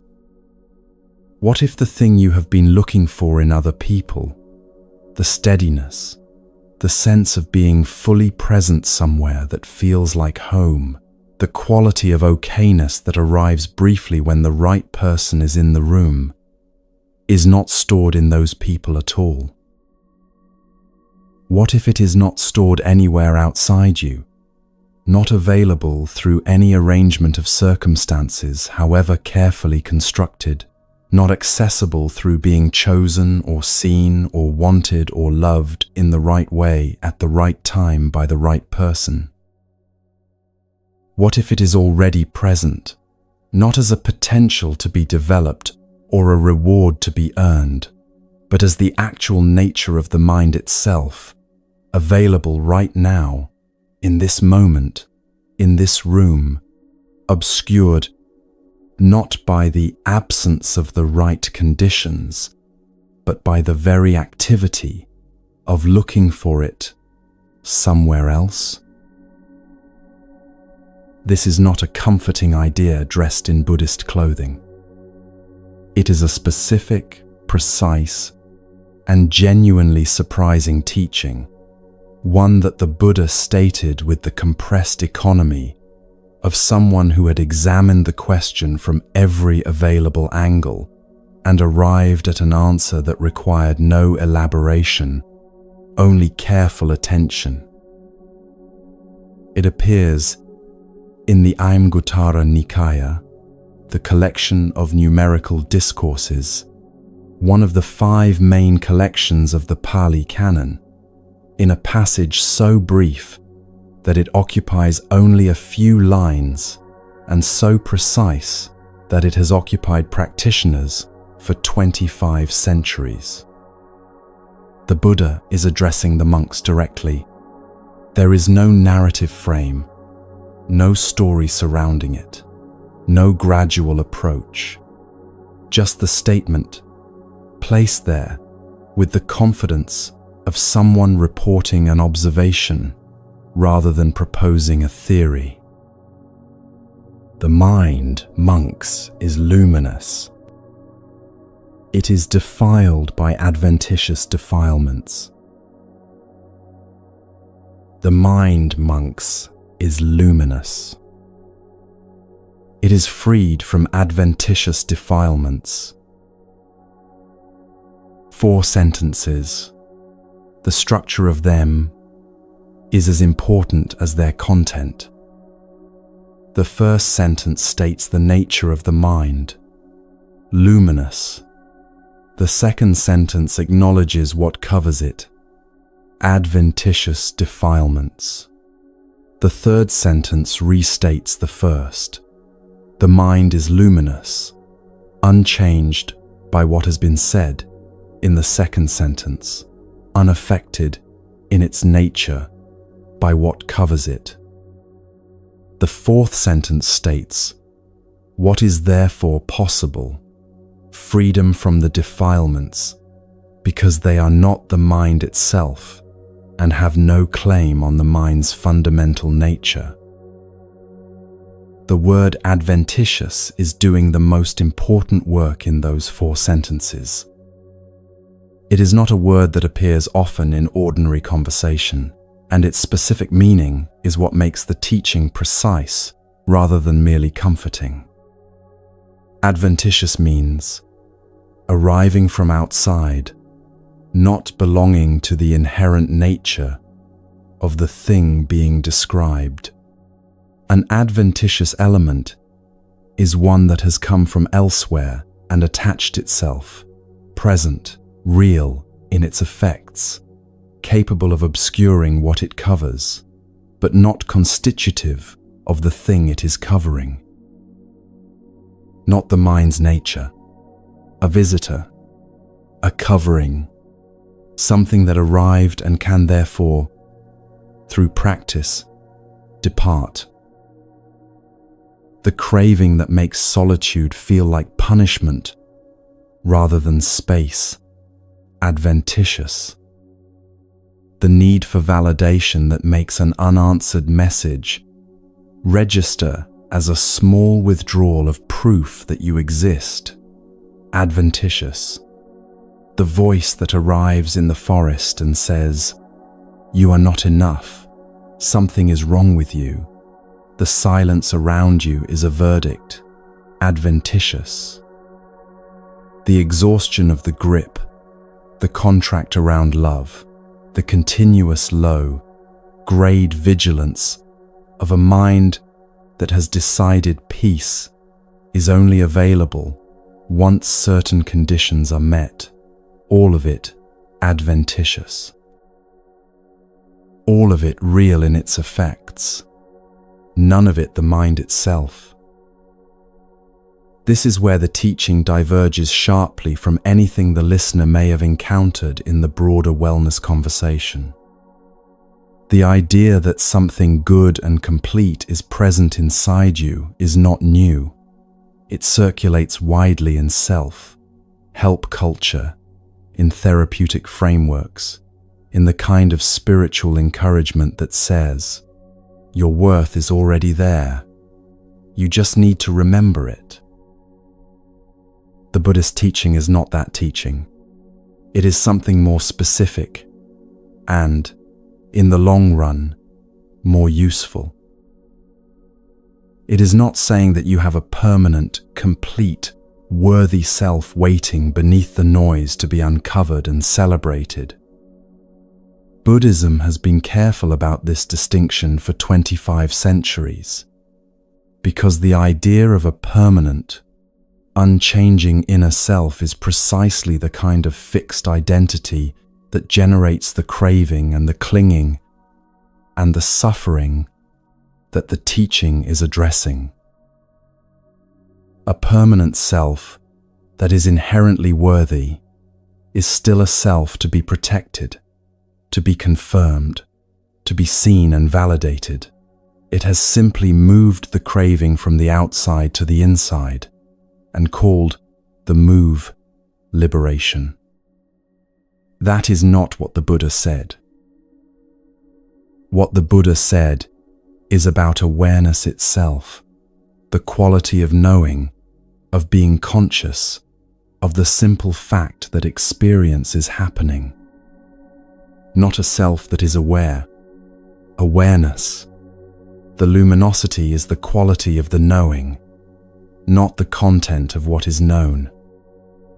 And that luminosity, that basic, undramatic, always present quality of conscious experience, is not produced by good circumstances or damaged by bad ones, not generated by being loved and destroyed by being ignored, not dependent on the arrival of the right person or the departure of the wrong conditions. It is simply what the mind is, underneath what the mind is currently full of. The practical implication is significant. If the peace being sought in other people's attention and approval were actually stored in those people, then the seeking would make sense. Go to where the thing is, obtain it, bring it back. But if what is being sought is the mind's own luminosity, temporarily obscured by the activity of seeking it elsewhere, then the seeking is not the solution. The seeking is part of the obscuration.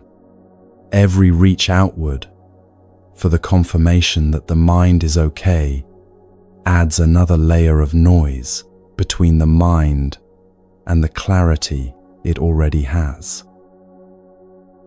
The validation sought from another person does not illuminate the mind's luminosity. It covers it with the craving for more validation, which covers it further, which generates more seeking, in the cycle that every section of this journey has been describing from a different angle. Stopping the seeking is not the same as giving up. It is not resignation, not the performance of someone who has decided that wanting things is spiritually embarrassing and has learned to hide the wanting behind a posture of indifference.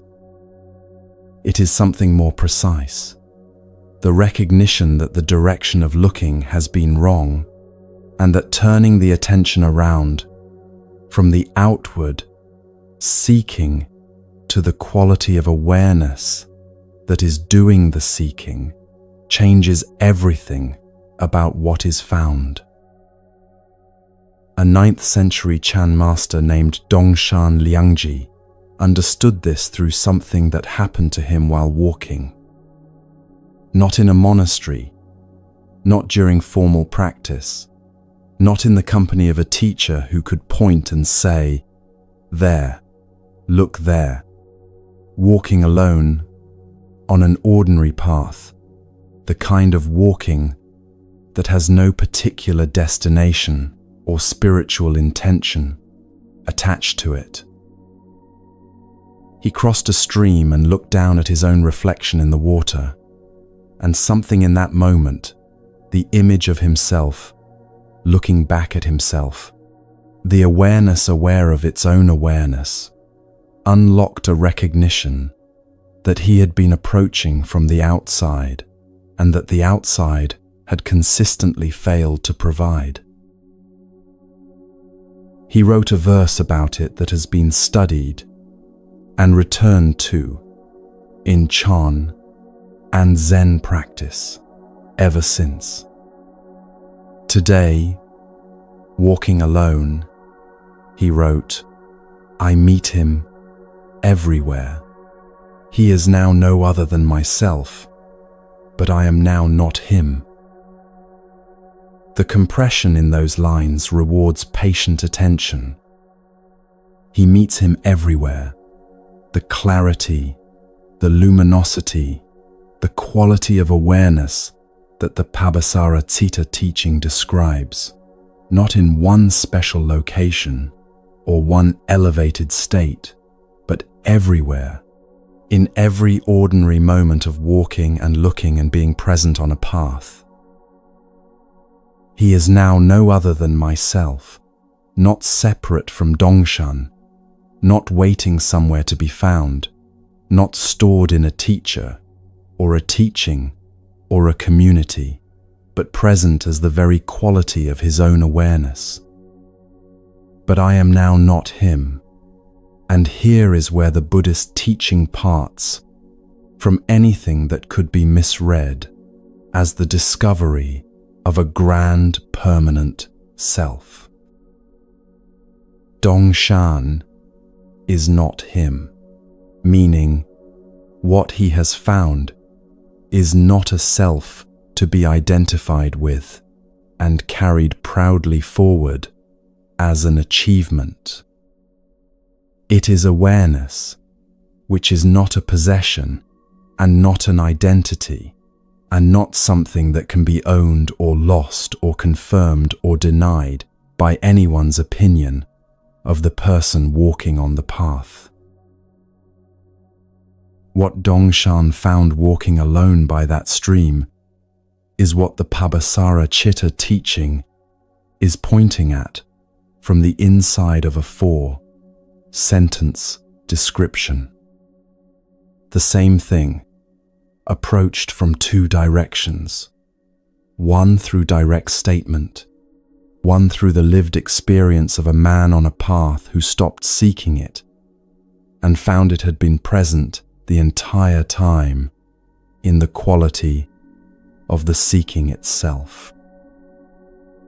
the peace that was being looked for in other people's attention is not stored in other people. It was never stored in other people. It was obscured by the looking, by the craving that said it was elsewhere, by the contract that said it was conditional, by the voice in the forest that said the person looking was not the right kind of person to find it. All of that is adventitious. All of that arrived and covered something that remained underneath the covering, exactly as it had always been. Luminous, present, undamaged by everything that had been thrown at it. The earth, receiving everything without being overturned by anything. The mind, luminous beneath everything that obscures it, without ceasing to be luminous. The two teachings from the last two sections are, at their depth, describing the same quality from different angles, the stable ground of equanimity in the first, the inherent clarity of awareness in the second, meeting in the same place, a mind that has stopped requiring anything outside itself in order to be what it already is. Dongshan walked alone and found this. The walking mattered. The aloneness mattered. Not because solitude is the only place this clarity is accessible, but because solitude removes the continuous outward, pointing of attention that makes the turning inward so difficult to sustain in the middle of ordinary social life. When there is no one to perform for, no validation to seek, no confirmation to either obtain or fail to obtain, the attention has nowhere to go but toward the quality of awareness itself, which is, it turns out, exactly where the clarity has been waiting all along. This is what makes solitude a teacher rather than a punishment. Not that it forces a reckoning, not that it strips away comfort and leaves the difficult things exposed, though it does both of those things too. It teaches because it removes the noise long enough for the mind to notice what the noise has been covering. And what the noise has been covering, the tradition insists with a consistency that spans every century and every school in which it has been transmitted, is luminous. Dongshan came to this on a path by a stream in 9th century China, walking alone, asking nothing of the moment and receiving, in that asking of nothing, what years of seeking had consistently failed to find. His verse arrived from that ordinariness, from that unhurried, unwitnessed movement through a landscape that required nothing of him and gave him, in requiring nothing, everything. But ordinariness is not the only doorway. Sometimes, the clarity does not arrive in quiet walking by a stream.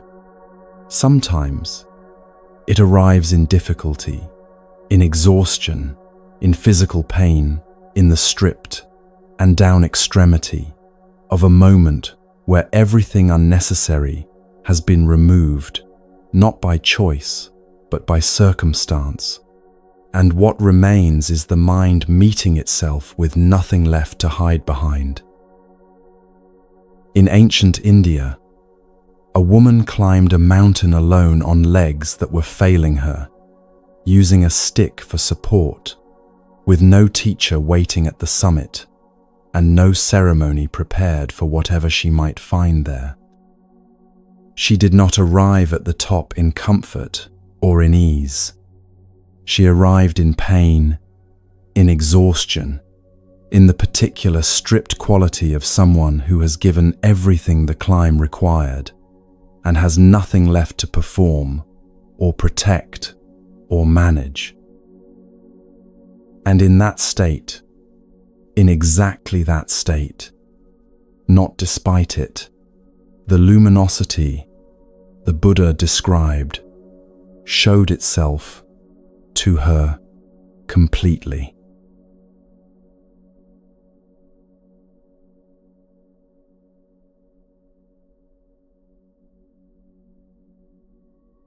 The weight in the legs on a steep incline is a particular kind of discomfort, not the sharp, localized pain of an injury. Nothing is wrong. Nothing has torn or twisted or given way in a way that requires stopping. It is the honest, accumulating weight of asking a body to carry itself upward against gravity for longer than is comfortable, and the body responding with the only answer it has available, more effort required, reserves being drawn on, the ordinary ease of level ground, now a memory that the legs are quietly missing.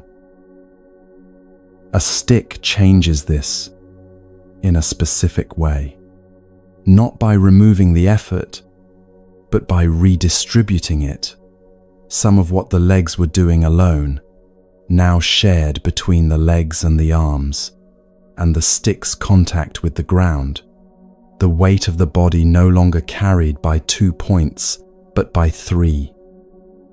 The relief is partial, and it does not last long before the arms begin to feel what the legs were feeling.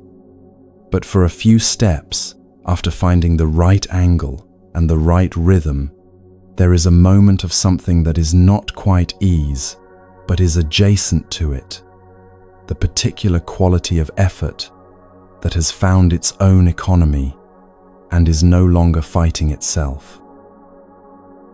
And then the path turns upward again, and the economy dissolves, and the body returns to what it was doing before, carrying itself step by step toward a summit that is not yet visible. There was a woman in the early Buddhist community, one of the nuns who gathered around the Buddha's teaching in northern India in the 5th century, before the Common Era, who knew this weight with the precision of someone who had been carrying it for longer than a single afternoon's climb. Her name was Metikar, and she was ill. The texts do not specify the nature of her illness with clinical detail. The Pali Canon is not that kind of record. What they record is what her body could and could not do, and what it could not do was carry itself without pain, and what it could not stop doing was trying anyway.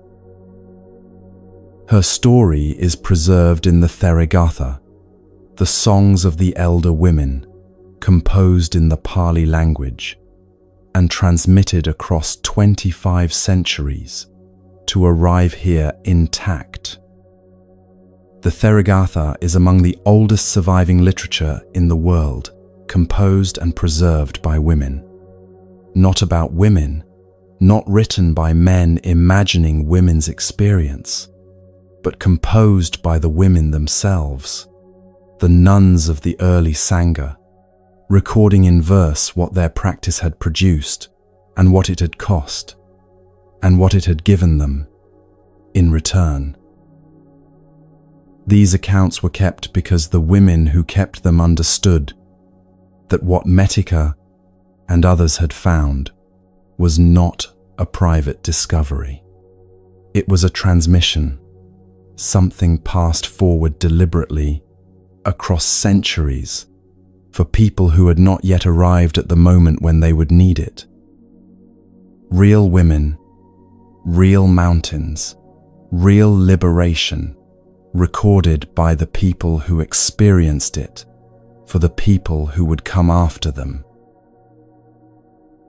Metikar decided to climb a mountain.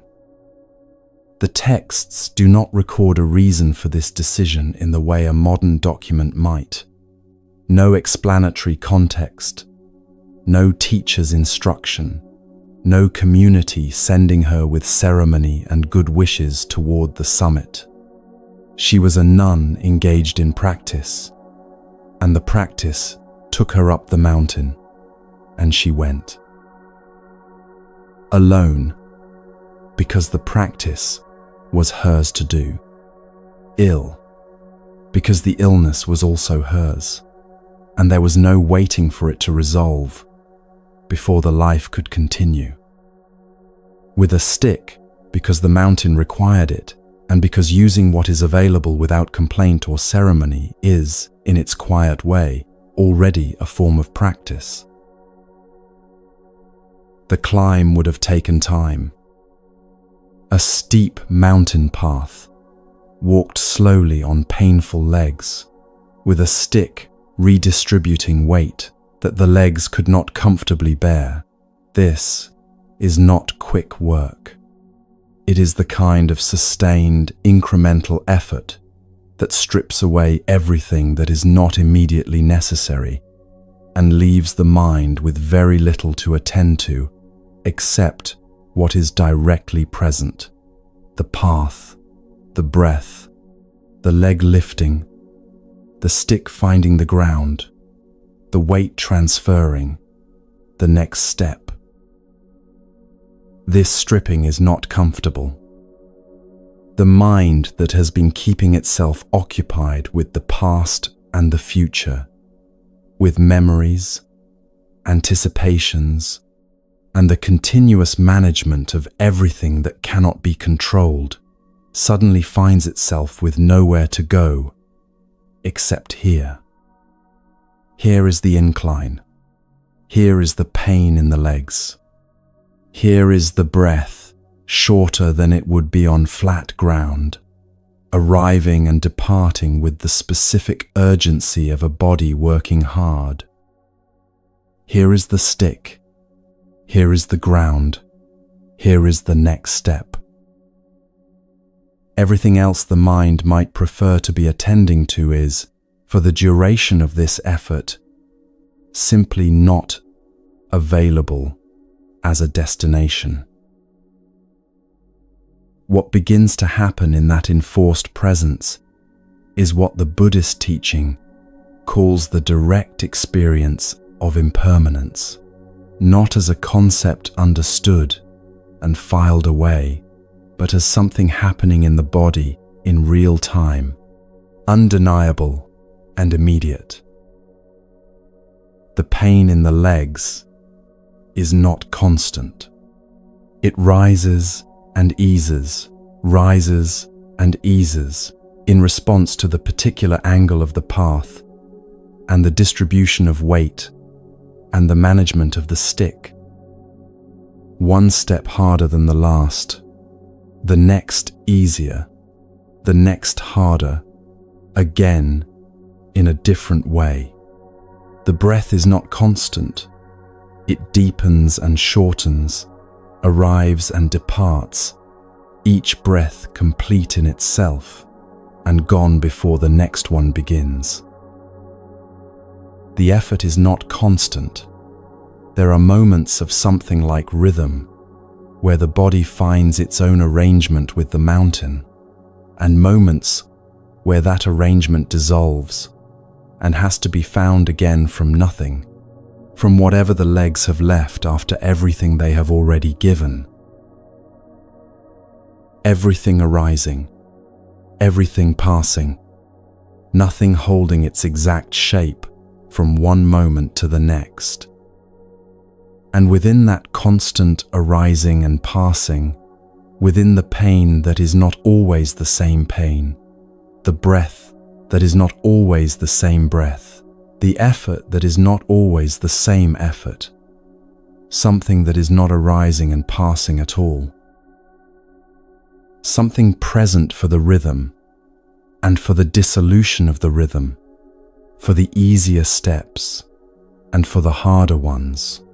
for the moment, when the path turns upward without warning, and the legs protest, and the breath shortens, and the stick has to find new ground.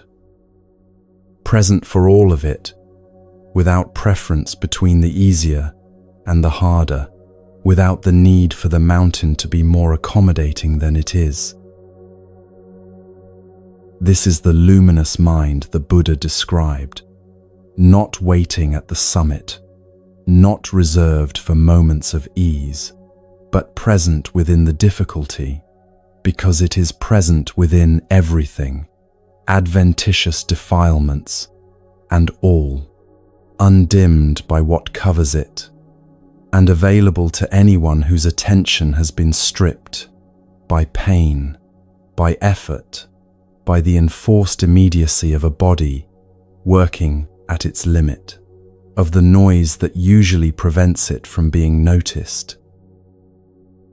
Metika was not climbing toward clarity. She was climbing inside it, one painful step at a time, the clarity becoming more available with each step, not because the pain was easing, but because the mind had nothing left to spend on anything except what was directly present. The equanimity the earth simile pointed toward was not something she would collect at the summit, like a reward for effort completed. She was inhabiting it on the path, step by step, in the specific way that genuine practice is always inhabited, not as an achievement, but as a quality of attention present within the difficulty, rather than available only after it. Every small releasing of the grip, of the requirement that the legs hurt less, that the path be shorter, that the illness not have come, that the conditions be other than they were, every small releasing produced its proportional peace on an ancient mountain, in a body that was giving everything it had, and finding, in the giving, that what remained was more than sufficient. When she reached the summit, she sat down. The Therigatha records this with the economy of a text that trusts the people who receive it to understand what sitting down means after a climb like that. The specific quality of a body that has given everything the effort required and is now, for the first time since the path began, still. Legs that had been working for hours, suddenly at rest. Breath that had been short and urgent, beginning to lengthen. The mountain beneath her, receiving her weight the way the earth receives everything, without comment, without requirement, simply there. The summit air, thinner and cooler than the air on the path below, moving across a body that had earned its stillness through every difficult step that preceded it. The sky above, vast and indifferent, in the most freeing sense of the word, making no demands, offering no verdict, simply present as the space within which everything else was occurring. And in that stillness, in that exhaustion, in that complete and unwitnessed aloneness at the top of a mountain in ancient India, liberation arrived. The Therigatha records it without ceremony. No lightning, no vision, no sudden flooding of light through the body. Just the arrival of what had been approaching through every step of the climb, the mind, having stopped adding its own resistance to what was already present, finding itself in the clarity that the resistance had been covering all along. The suffering and the clarity were not separate events, separated by the reaching of a summit. They were the same event, moved through without flinching, carried without the additional weight of requiring the difficulty to be otherwise than it was. The difficulty was not the obstacle cleared before the condition arrived. The difficulty was the condition. The women who preserved this account across 25 centuries knew what they were keeping. Not a story about exceptional capacity or unusual spiritual gifts. Not an account of someone so advanced that her experience has no relationship to an ordinary life. A record, precise, undramatic, preserved with the care of something that needed to reach the people who would need it, of what becomes available when the mind stops requiring conditions to improve before clarity is permitted to arrive. The account survived because what it contains is not historical curiosity. It is instruction as usable today as it was in the hands of the women who first wrote it down. For anyone on a difficult path who has not yet understood that the difficulty and the doorway are the same thing.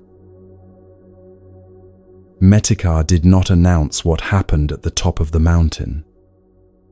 There was no one there to announce it to, and that absence of audience was itself a teaching her verses carry quietly forward.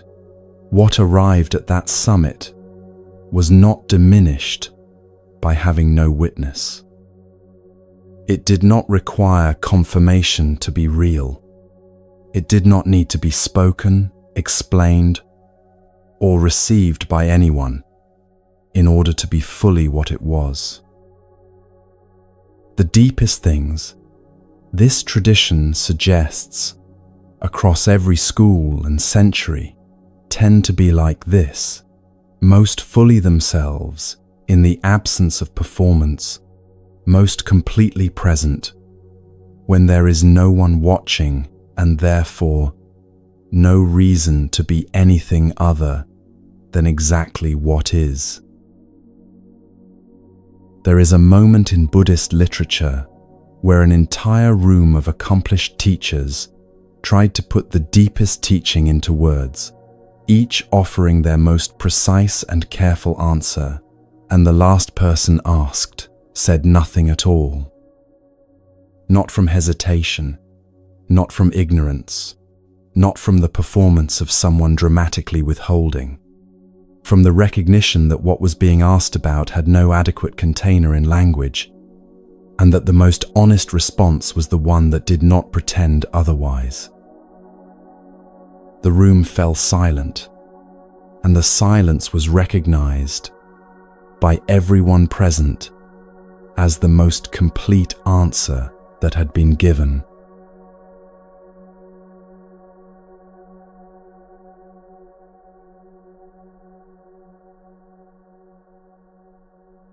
Think about the last time you were in a room where everyone was performing.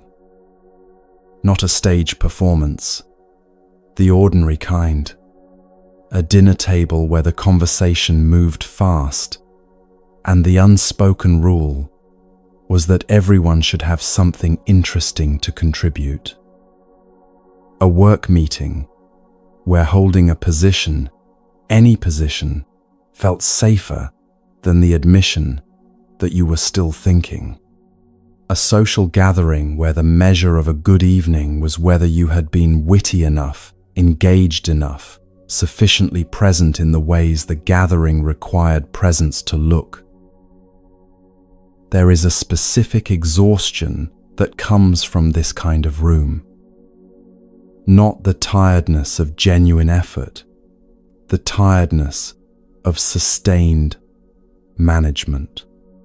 The continuous monitoring of what is being said and what has not yet been said and what should be said next, and whether what was just said landed in the way it was intended, and what the expression on the face across the table means about how it was received. the energy required to maintain a version of yourself that the room will find acceptable, articulate, interesting, sufficiently assured, while simultaneously tracking whether the performance is succeeding. Most people leave these rooms more drained than they arrived, not because the company was bad or the evening was unpleasant, because maintaining the performance costs something that rest does not fully restore. Now, a different room. Ancient India, somewhere between the 1st and 2nd century of the Common Era in the Mahayana Buddhist tradition. A gathering of bodhisattvas, beings of advanced practice and considerable accumulated wisdom, convened around a single question. The question was precise. How does one enter the Dharma gate of non-duality? How does one arrive at reality as it actually is, beyond the divisions and distinctions that the ordinary mind uses to navigate experience? One by one, they answered, and the answers were excellent. Each bodhisattva offered a formulation drawn from deep understanding, paired opposites resolved into unity, conceptual distinctions dissolved into clear seeing, the various dualisms of ordinary experience shown to be the mind's superimpositions rather than reality's actual structure. The room was full of genuine wisdom, carefully expressed, each answer more refined than ordinary thought and more precise than casual spiritual encouragement. Anyone listening would have recognized that what was being offered was not performance. It was real. And still, something was missing from every answer in the room. Then Manjushri spoke. Manjushri is the bodhisattva of wisdom in the Mahayana tradition, the figure who embodies the sharpest, most penetrating understanding available.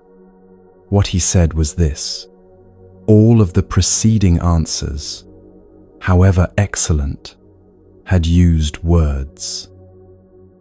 And words are themselves a form of duality, the distinction between speaker and spoken, between the word and what the word refers to, between the understanding that produces the statement and the statement that is understood.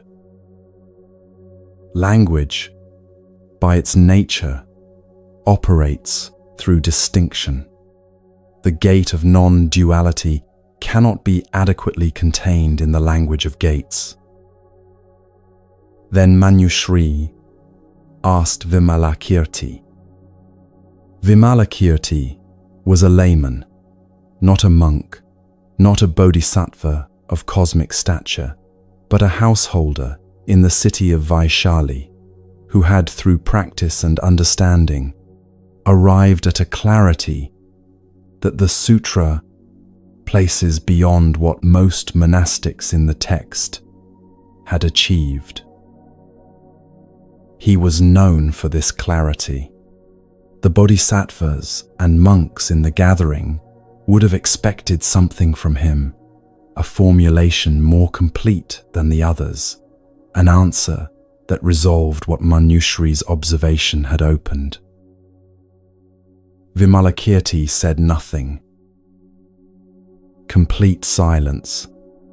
Not the silence of someone gathering words or organizing thoughts or hesitating before an answer.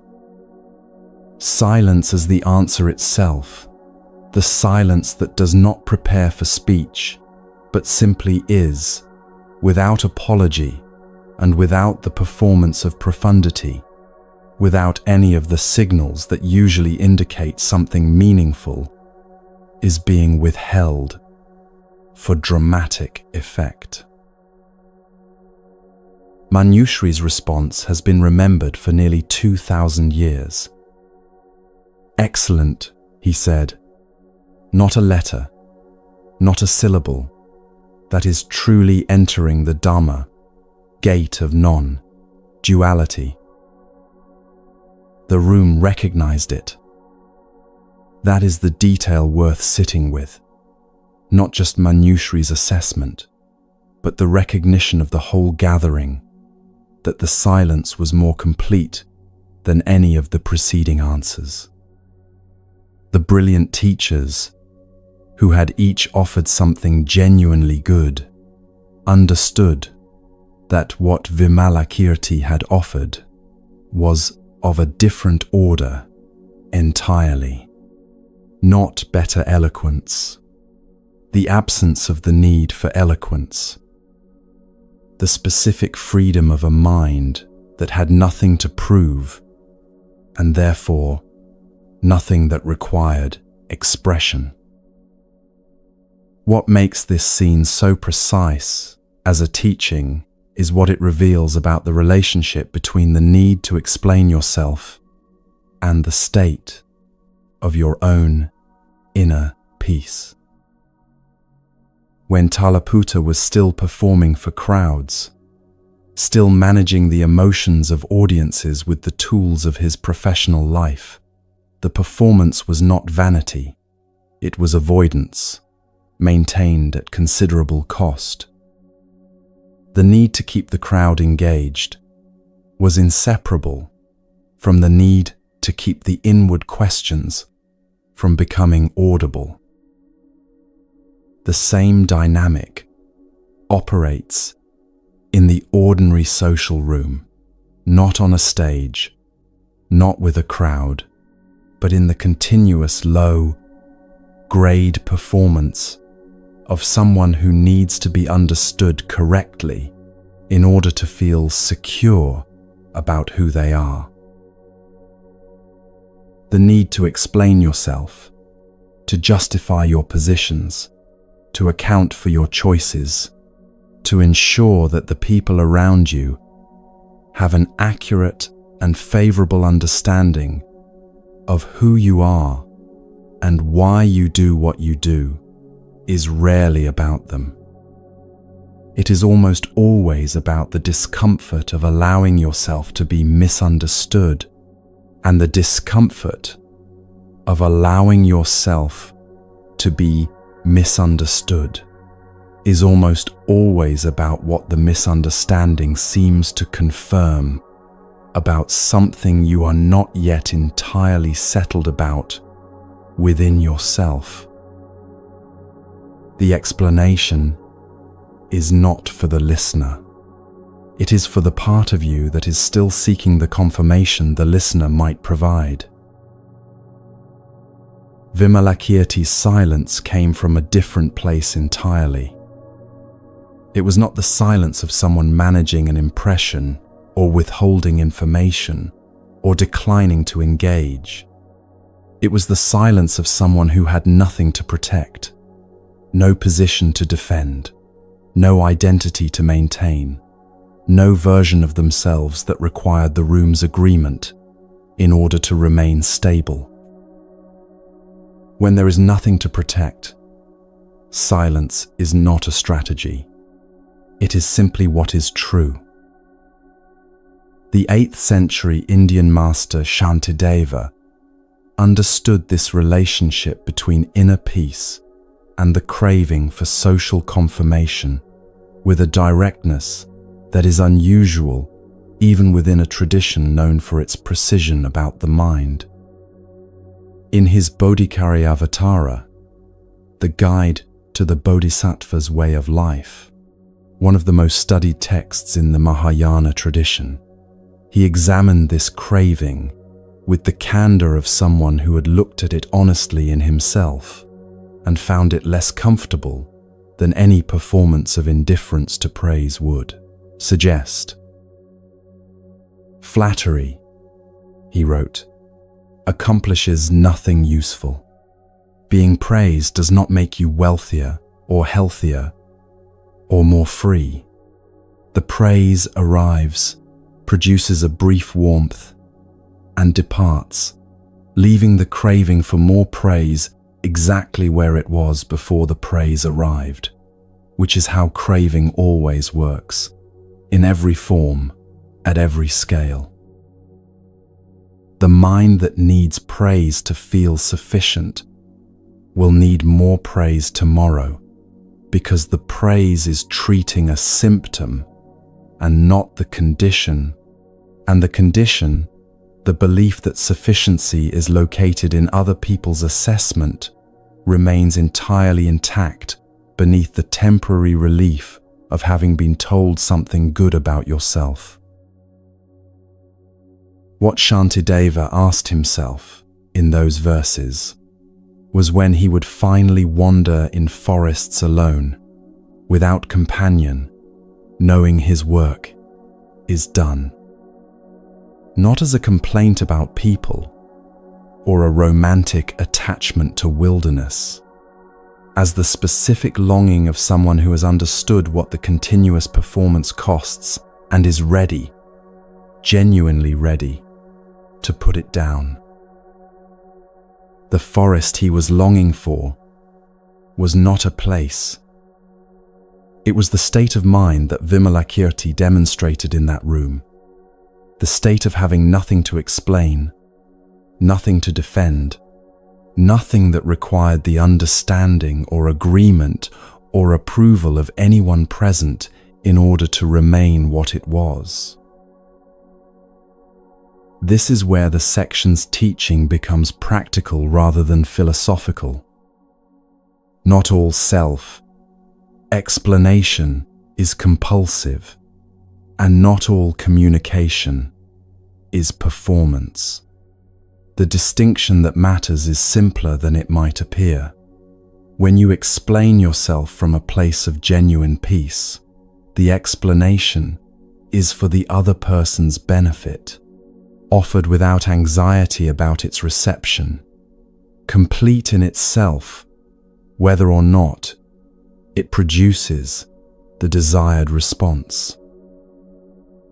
When you explain yourself from the craving for confirmation, the explanation is for your own benefit, generated by the discomfort of being potentially misunderstood, and its success or failure is measured entirely by whether the other person's response has temporarily quieted the craving that produced it. The first is communication. The second is seeking. And seeking, as every section of this journey has been demonstrating from a different angle, is the activity that covers what it is trying to find. Stopping the performance is not rudeness. It is not coldness, not withdrawal, not the cultivation of an indifference dressed in spiritual language to make it acceptable. It is the specific relief of no longer burning energy on a project that was never going to succeed, because the confirmation being sought was never stored in the place it was being sought, and the clarity available in the silence was present all along beneath the noise of the seeking. Vimalakirti sat in a room full of people expecting brilliance and offered nothing. Not as a demonstration, not as a teaching device calculated to produce a particular effect, as the natural expression of a mind that had no requirement to be anything other than what it was in that moment, present, settled, and complete, without a single word to show for it. What Manjushri and the gathering recognized was not an unusual feat, the performance of a silence so impressive it surpassed eloquence.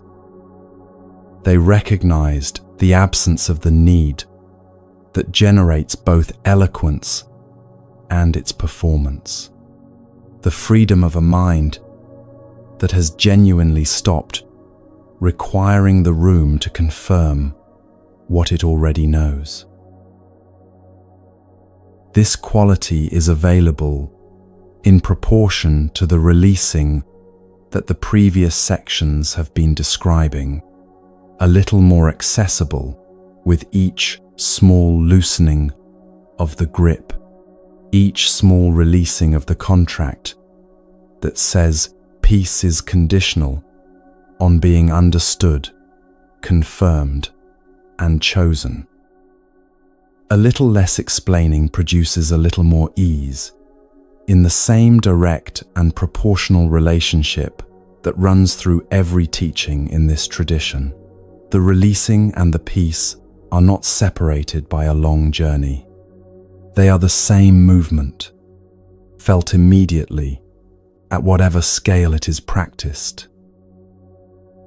What Vimalakirti demonstrated, and what Shantideva longed for, and what Metika inhabited at the top of a mountain in pain, and what Soma had when the voice found nothing to attach to, these are not different achievements, requiring different practices leading to different destinations.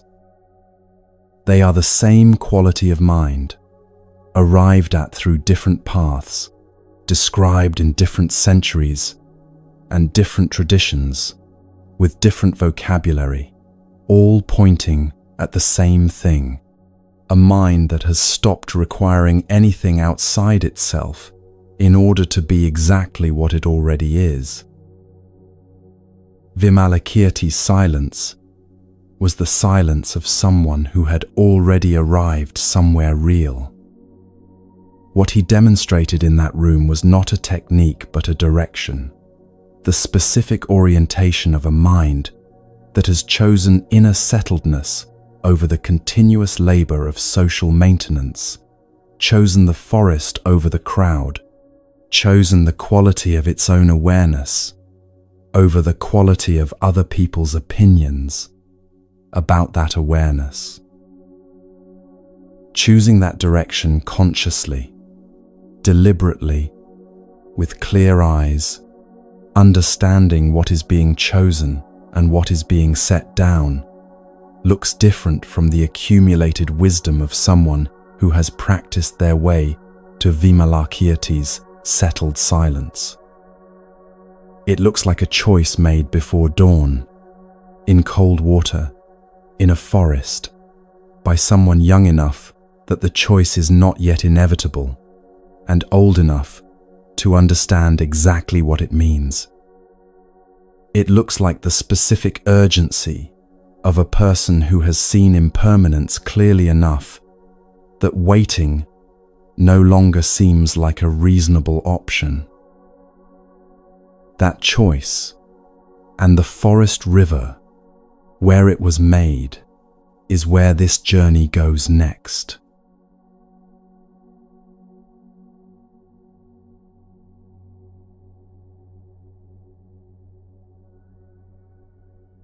Cold water has a particular quality before dawn. Not the cold of ice, or the cold of shock, the cold of a forest river in the hours before the sun has reached it.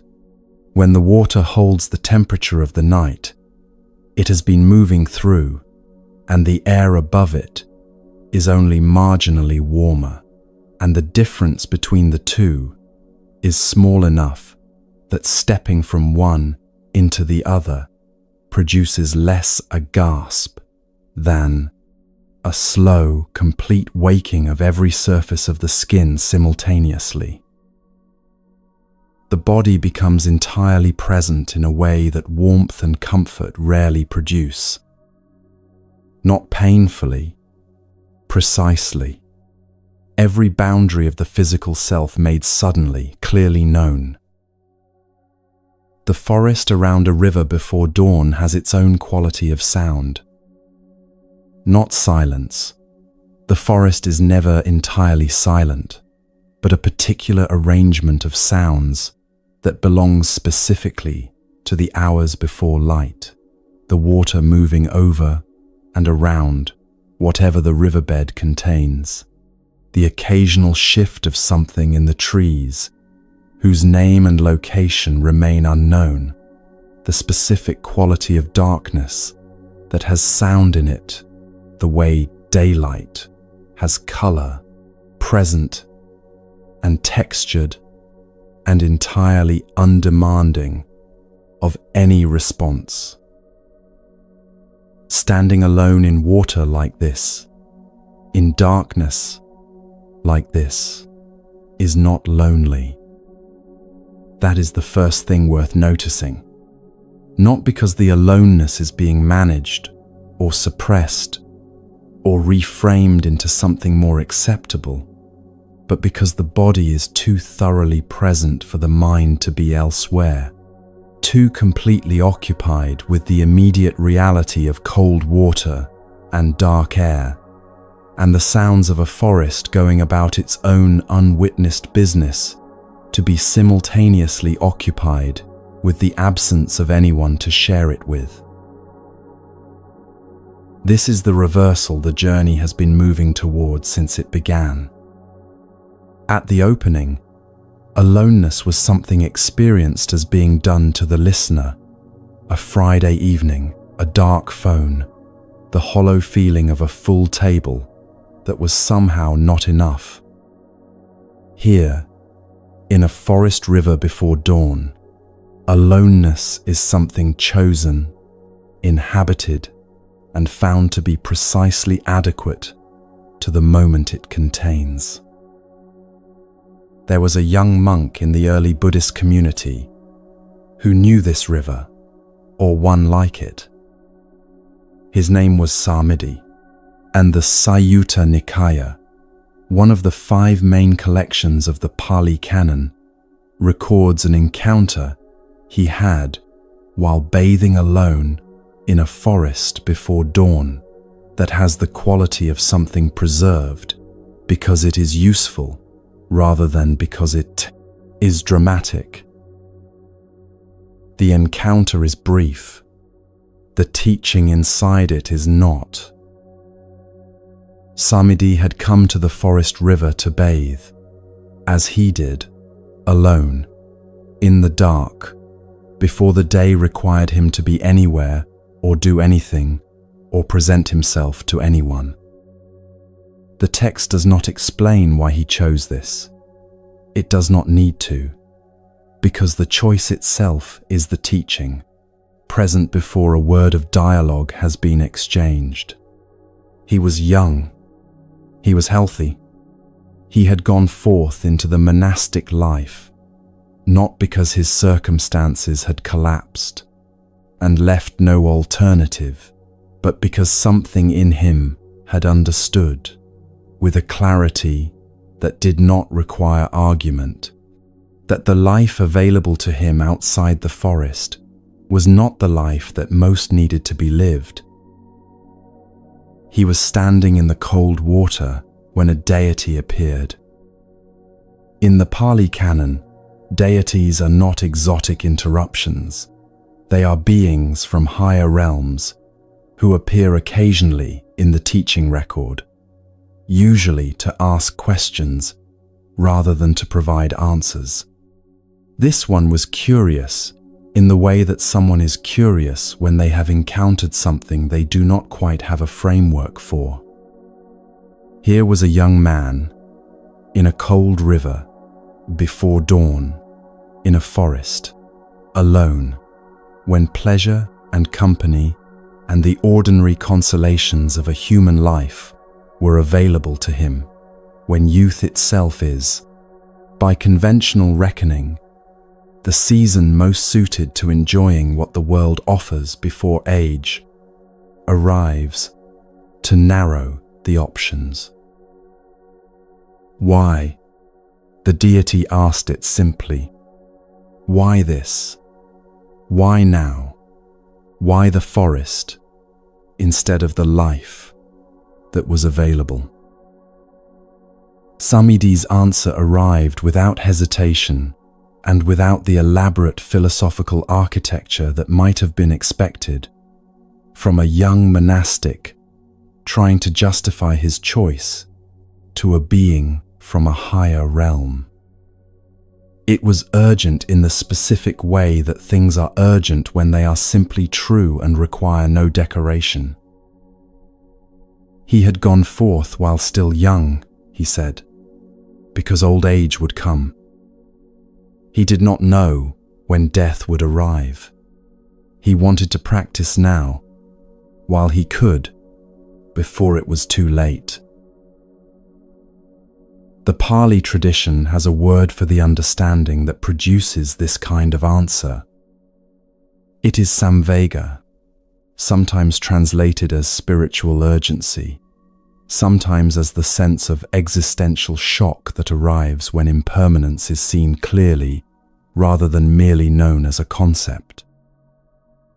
Samvega is not anxiety about death, though it begins with the recognition of death's inevitability. It is the specific quality of clarity that arrives when impermanence stops being an idea that is acknowledged and agreed with, and starts being something felt in the body, understood in the bones, producing not paralysis, but the opposite, a clear-eyed recognition that the time to practice is not later, not when circumstances improve, not when the conditions are more comfortable or the choices more obvious or the path less uncertain. The time is now, in this life, in this body, with whatever is available today and whatever is not. This is what Samidi had in the cold water before dawn. Not depression, not rejection, not the resignation of someone whose life had offered nothing worth choosing, and who had therefore retreated to the forest as a consolation. The opposite, a person young enough that the world's offerings were fully available, clear-eyed enough to have looked at those offerings honestly, and moved enough by what he had understood about impermanence to choose, before the choosing became harder, a direction that pointed towards something the offerings could not provide. The deity was not finished. Having received the answer, it offered something in return, a series of suggestions, gentle and plausible, about the pleasures available to a young person in the world, about the possibility of enjoying what life offers now and practicing later, about the sensible sequencing of a life that takes its pleasures first and attends to the deeper questions at a more appropriate time. The suggestions had the quality of reasonable advice, not malicious, not obviously wrong, simply the counsel of someone operating from a different understanding of what time is for and how much of it is likely to be available. Samidi did not engage with any of it. Not dismissively, not with the performance of someone who wants it known that they are above being tempted, simply without the traction that engagement requires. The deity's suggestions found, in him, the same absence of purchase that Mara's taunt found in Soma, that the crowd's wanting found in the Buddha walking toward the forest at Ikchanangala. Not resistance, the absence of what resistance requires on the other side of it. This is the third form of craving the Buddhist teaching identifies, and the subtlest. The first is craving for pleasure, the familiar reaching toward what feels good, what satisfies, what provides the warmth of sensory experience or emotional confirmation. The second is craving for existence, the need to be seen, confirmed, chosen, to have one's presence registered and validated by the world outside. The third is craving for non-existence, the wish to escape, to not be, to remove oneself from the discomfort of a life that keeps producing more difficulty than the mind knows how to meet. All three operate through the same mechanism: the placement of a condition on peace, the insistence that peace is available only once something is obtained or something is avoided. What Samvega dissolves is not these cravings through effort, but through clarity. When impermanence is seen clearly enough, when the fact of aging, illness, and death stops being a philosophical position and starts being something understood with the body's own knowing, the cravings lose their urgency, not because they have been suppressed, but because what they were promising has been examined honestly enough to see that the promise was never sustainable. Pleasure arrives and passes. Existence is confirmed and then requires continuous reconfirmation, which is exhausting and never finally complete. Non-existence would remove the suffering and also the practice and also the clarity that is the only thing in this tradition that actually addresses the suffering at its source. Samvega does not condemn the cravings. It simply offers a clearer view of where they lead, and from that clearer view, a different direction becomes available. Samadhi had that clearer view in the cold river before dawn. It is why the deity's offerings found no traction, not because he was unusually disciplined, or unusually indifferent to pleasure, or unusually advanced in practice, but because he had already seen what the offerings were offering and understood, with the specific lucidity of someone who has genuinely looked, that they were not the thing he was standing in the cold water for. The distinction between solitude as something that happens to a person and solitude as a direction a person chooses is the entire distance between the opening of this journey and where it has arrived. The Friday evening with the dark phone was solitude as something happening, imposed by circumstances, felt as deprivation, the absence of what was wanted, experienced as a verdict about the value of the person enduring it.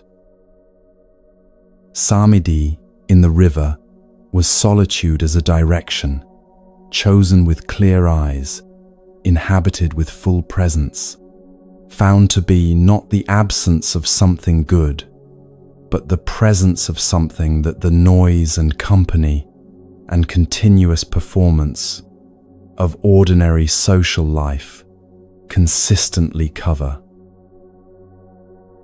The cold water was not a consolation for the warmth that was missing. It was the point. The darkness was not the absence of light that would eventually arrive to make the scene acceptable. It was the condition in which something specific and irreplaceable was available. The river's own sounds, the skin's precise waking, the mind's complete presence in the only moment that actually existed. Samadhi had not arrived at the river resigned to what he could not have. He had arrived at the river understanding what he was choosing, and choosing it fully, in the cold and the dark and the aloneness, before the sun rose over the forest, and the day's ordinary demands resumed their claims on his attention. He had made his choice before the world had taken anything from him, before age, disappointment, loss, or the gradual attrition of circumstances had narrowed the options and made the forest feel less like a direction and more like the only place left to go. That is what makes his story a teaching rather than merely an account. The choice was free, made in full possession of everything the world was offering, and it pointed away from those offerings not from bitterness, but from genuine understanding of what they were and were not. There is another story in this tradition about a man who made a version of the same choice, but under circumstances so stripped, so emptied of what the world usually provides as evidence that a life is going well, that a scholar arrived specifically to survey the wreckage and deliver a verdict. The man had no possessions, no community, no reputation worth mentioning, no comfort that would have registered as comfort by any ordinary measure.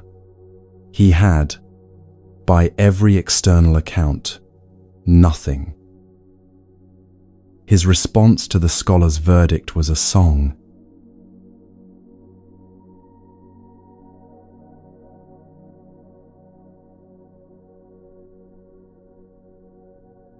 The stone of a Himalayan cave is cold in a way that has nothing to do with the season. Even in summer, even when the sun has been on the rock face for hours and the air outside carries genuine warmth, the interior of a deep cave holds its own temperature, the temperature of the mountain itself, which is the temperature of something that has been stone for longer than any human accounting of time, and will be stone for longer still. It is not hostile cold. It is indifferent cold, the cold of something that has no position on whether you are comfortable, no investment in your preference between warmth and its absence, no capacity to be moved by your opinion of the conditions it provides. It simply is what it is, at the temperature it is, and the person inside it is either at peace with that or not. The light inside such a cave at dawn arrives slowly and at an angle, entering through whatever opening faces the direction of the rising sun and moving across the stone floor with the unhurried specificity of light that has had a long way to travel and has arrived without urgency. A fire, very small, built from whatever the mountain's edges have offered in the way of fuel, sustained at the minimum required, rather than at the maximum available, produces a warmth that is local and partial, warming what is nearest to it, and leaving the rest of the cave to its own temperature. The smell is altitude and stone, and the specific clean quality of air that has not been breathed by many people, that has come directly from the height above and carries nothing with it except the cold and the thin oxygen and the faint smell of whatever grows at the edge of where things grow. The sound is wind, distant, and the fire, small, and the breathing of one person, steady. A man lives here. He has lived here long enough that the cave has the quality of a inhabited rather than occupied space, not arranged for comfort, because comfort in the ordinary sense has not been the organizing principle, but arranged for practice, for the specific requirements of a life whose entire attention has been redirected from the management of circumstances to the investigation of the mind that experiences circumstances. There is no furniture worth the name. There are no books, not because books are unwelcome, but because the practice he is engaged in does not require them. and the mountain does not easily provide them, and the weight of carrying them here was a weight he set down long ago, along with the other weights he set down when he came. There is a robe, worn and repaired, and worn again. There is the fire. There is the cave. There is the practice. His name is Milarepa, and in the 11th and 12th centuries of the Common Era, in the mountains of Tibet, he became one of the most celebrated practitioners in the Vajrayana Buddhist tradition, not through institutional achievement or scholarly accumulation, or the kind of social standing that announces itself through visible markers, but through the specific, unverifiable, entirely internal achievement of a mind that had released its grip on everything the world uses to measure a life, and found, in that releasing, a freedom that the world's measurements had no category for. The scholar arrived on a day that the texts do not specify, which is appropriate. The day does not matter, because the encounter could have happened on any day, at any point in the years Milarepa spent in that cave, and its essential content would have been identical. He was a man of learning, of standing, of the kind of accumulated credential that announces itself through formal robes, and the bearing of someone accustomed to being received with the deference appropriate to his position. He had made the journey up to the cave, which was not a comfortable journey, which required effort and some discomfort, and the willingness to arrive somewhere remote and cold and entirely lacking in the amenities that make arrivals pleasant. And having made it, he looked at what he had arrived at with the eyes of someone conducting an assessment. What the assessment found was not impressive. The cave was cold, and the fire was small, and the man inside it was thin, in a way that suggested the food situation was unreliable, and the robe was worn, and there were no books, and no community, and no markers of scholarly achievement, and no indication that this was a place where anything of substance had accumulated.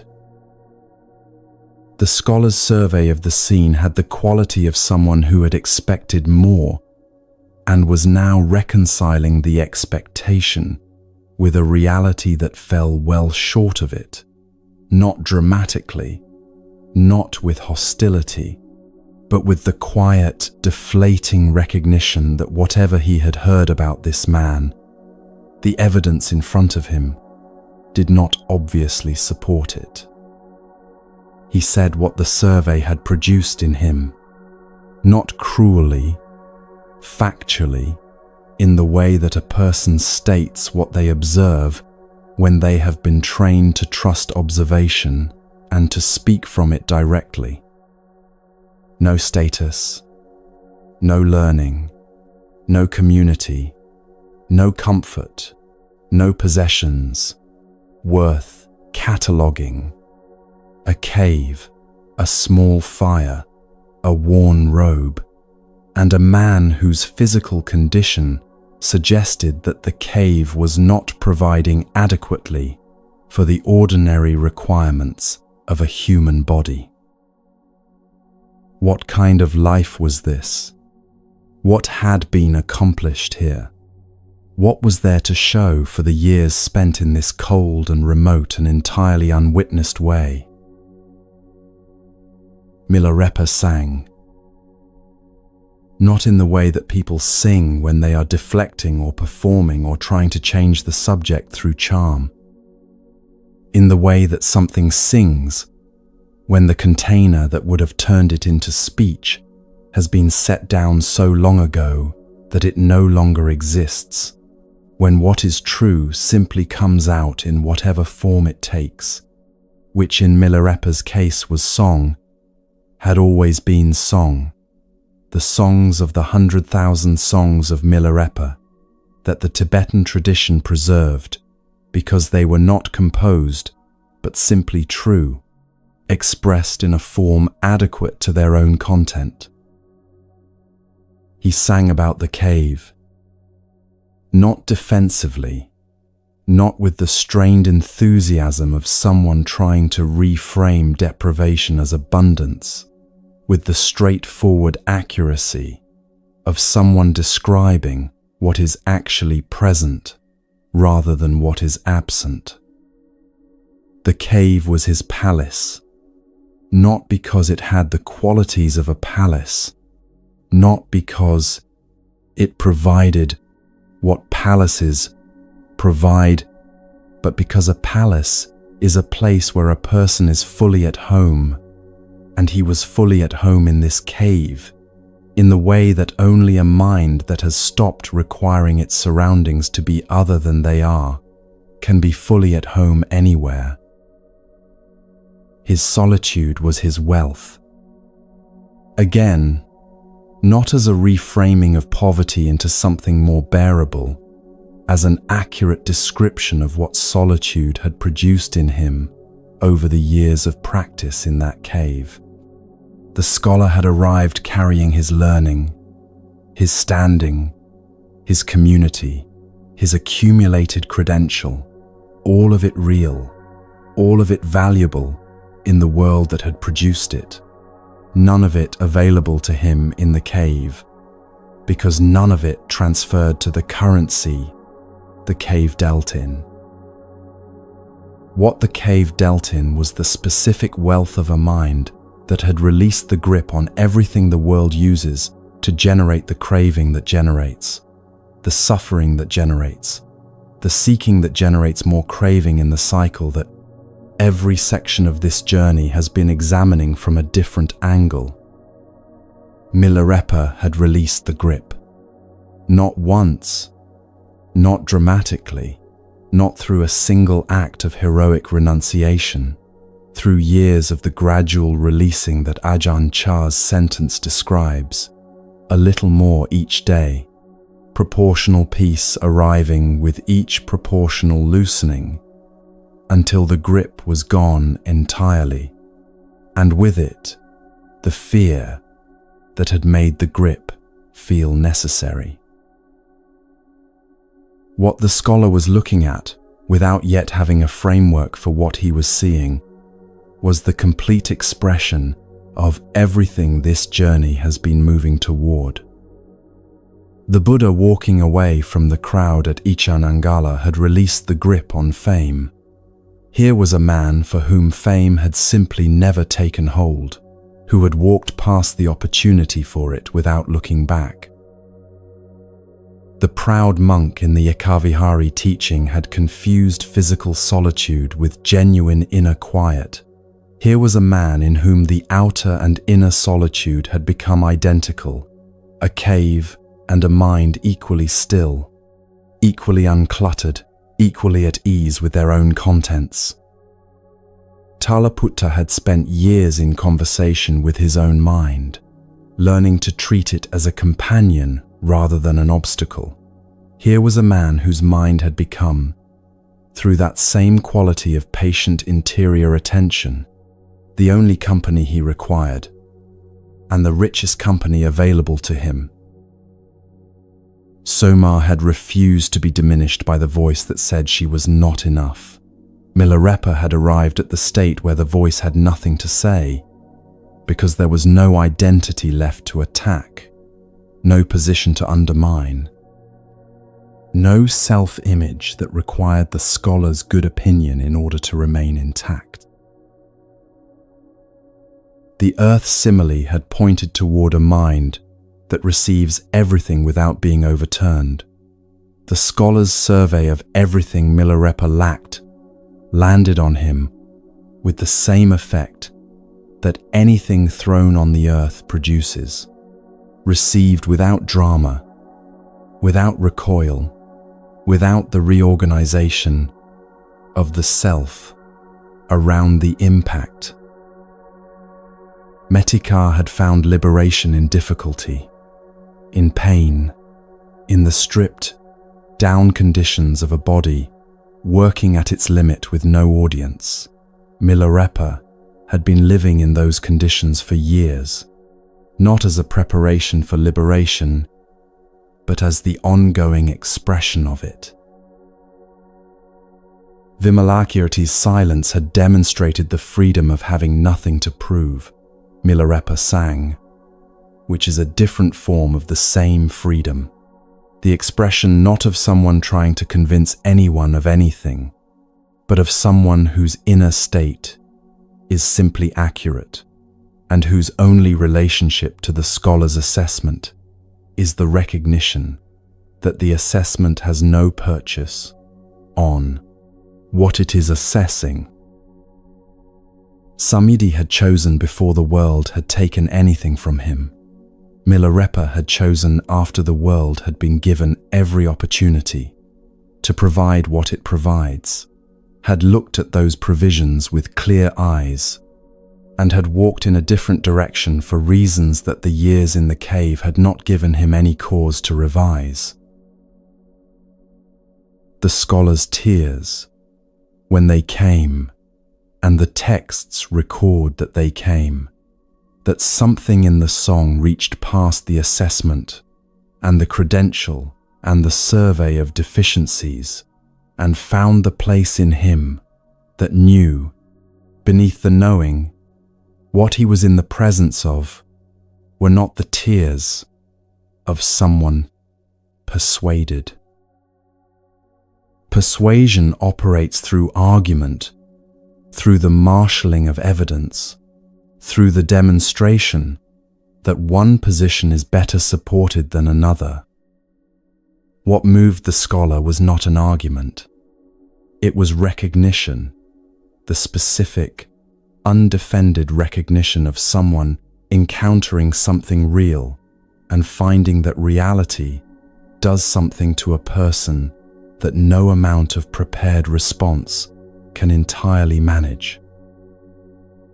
What was real in that cave was the complete absence of the suffering that the scholar, for all his learning and standing and community, had not found a way to be free of.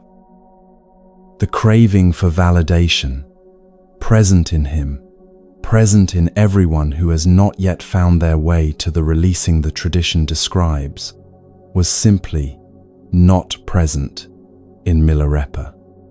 Not suppressed, not managed, not spiritually disguised as something more acceptable, absent, released along with the grip on everything else that had been released in the years of practice in the cold cave, with the small fire and the worn robe and the thin body and the song that came out when the truth needed expression and had nothing in the way of it.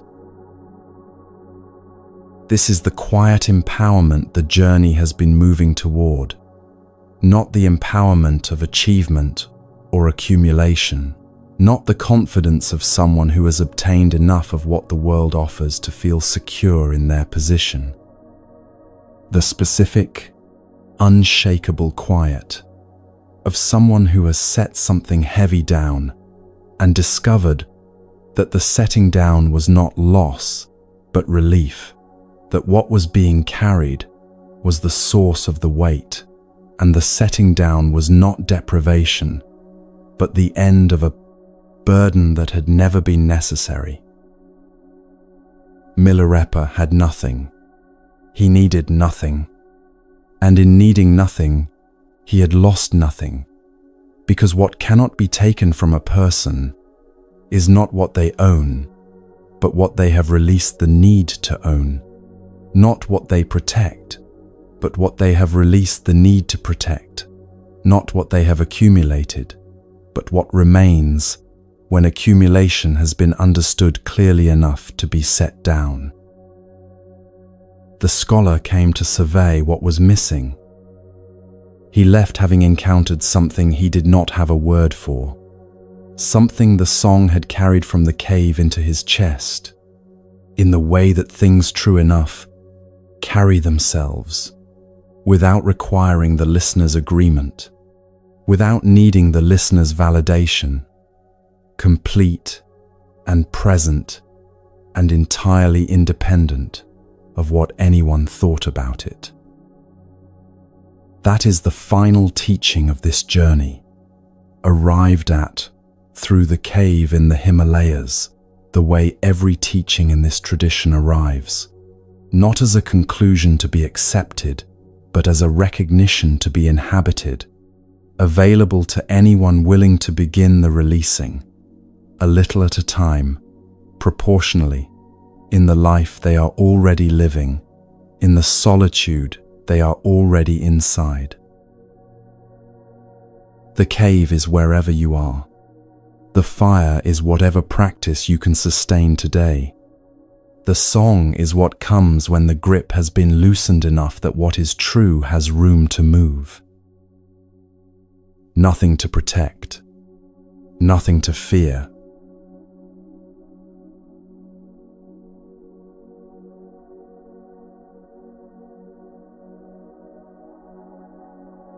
Somewhere in the Himalayas, a cave holds the cold the way it always has. The mountain does not remember Milarepa. The stone does not commemorate what happened there. The air at altitude moves through without record of the song it once carried down the slope toward a scholar who wept without knowing why. This is impermanence, and it is not sad. It is the ground everything rests on. You have been traveling for several hours now, not away from anything, towards something that was already present, that has been present through every section of this journey, that was present at the beginning in the opening image of the full table, and the hollow feeling, and the cave with no loneliness. What the journey offered was not new information, but a different quality of attention, the specific attention that allows what was always here to finally be noticed. Feel the weight of your body right now. The same body that was present at the beginning of this.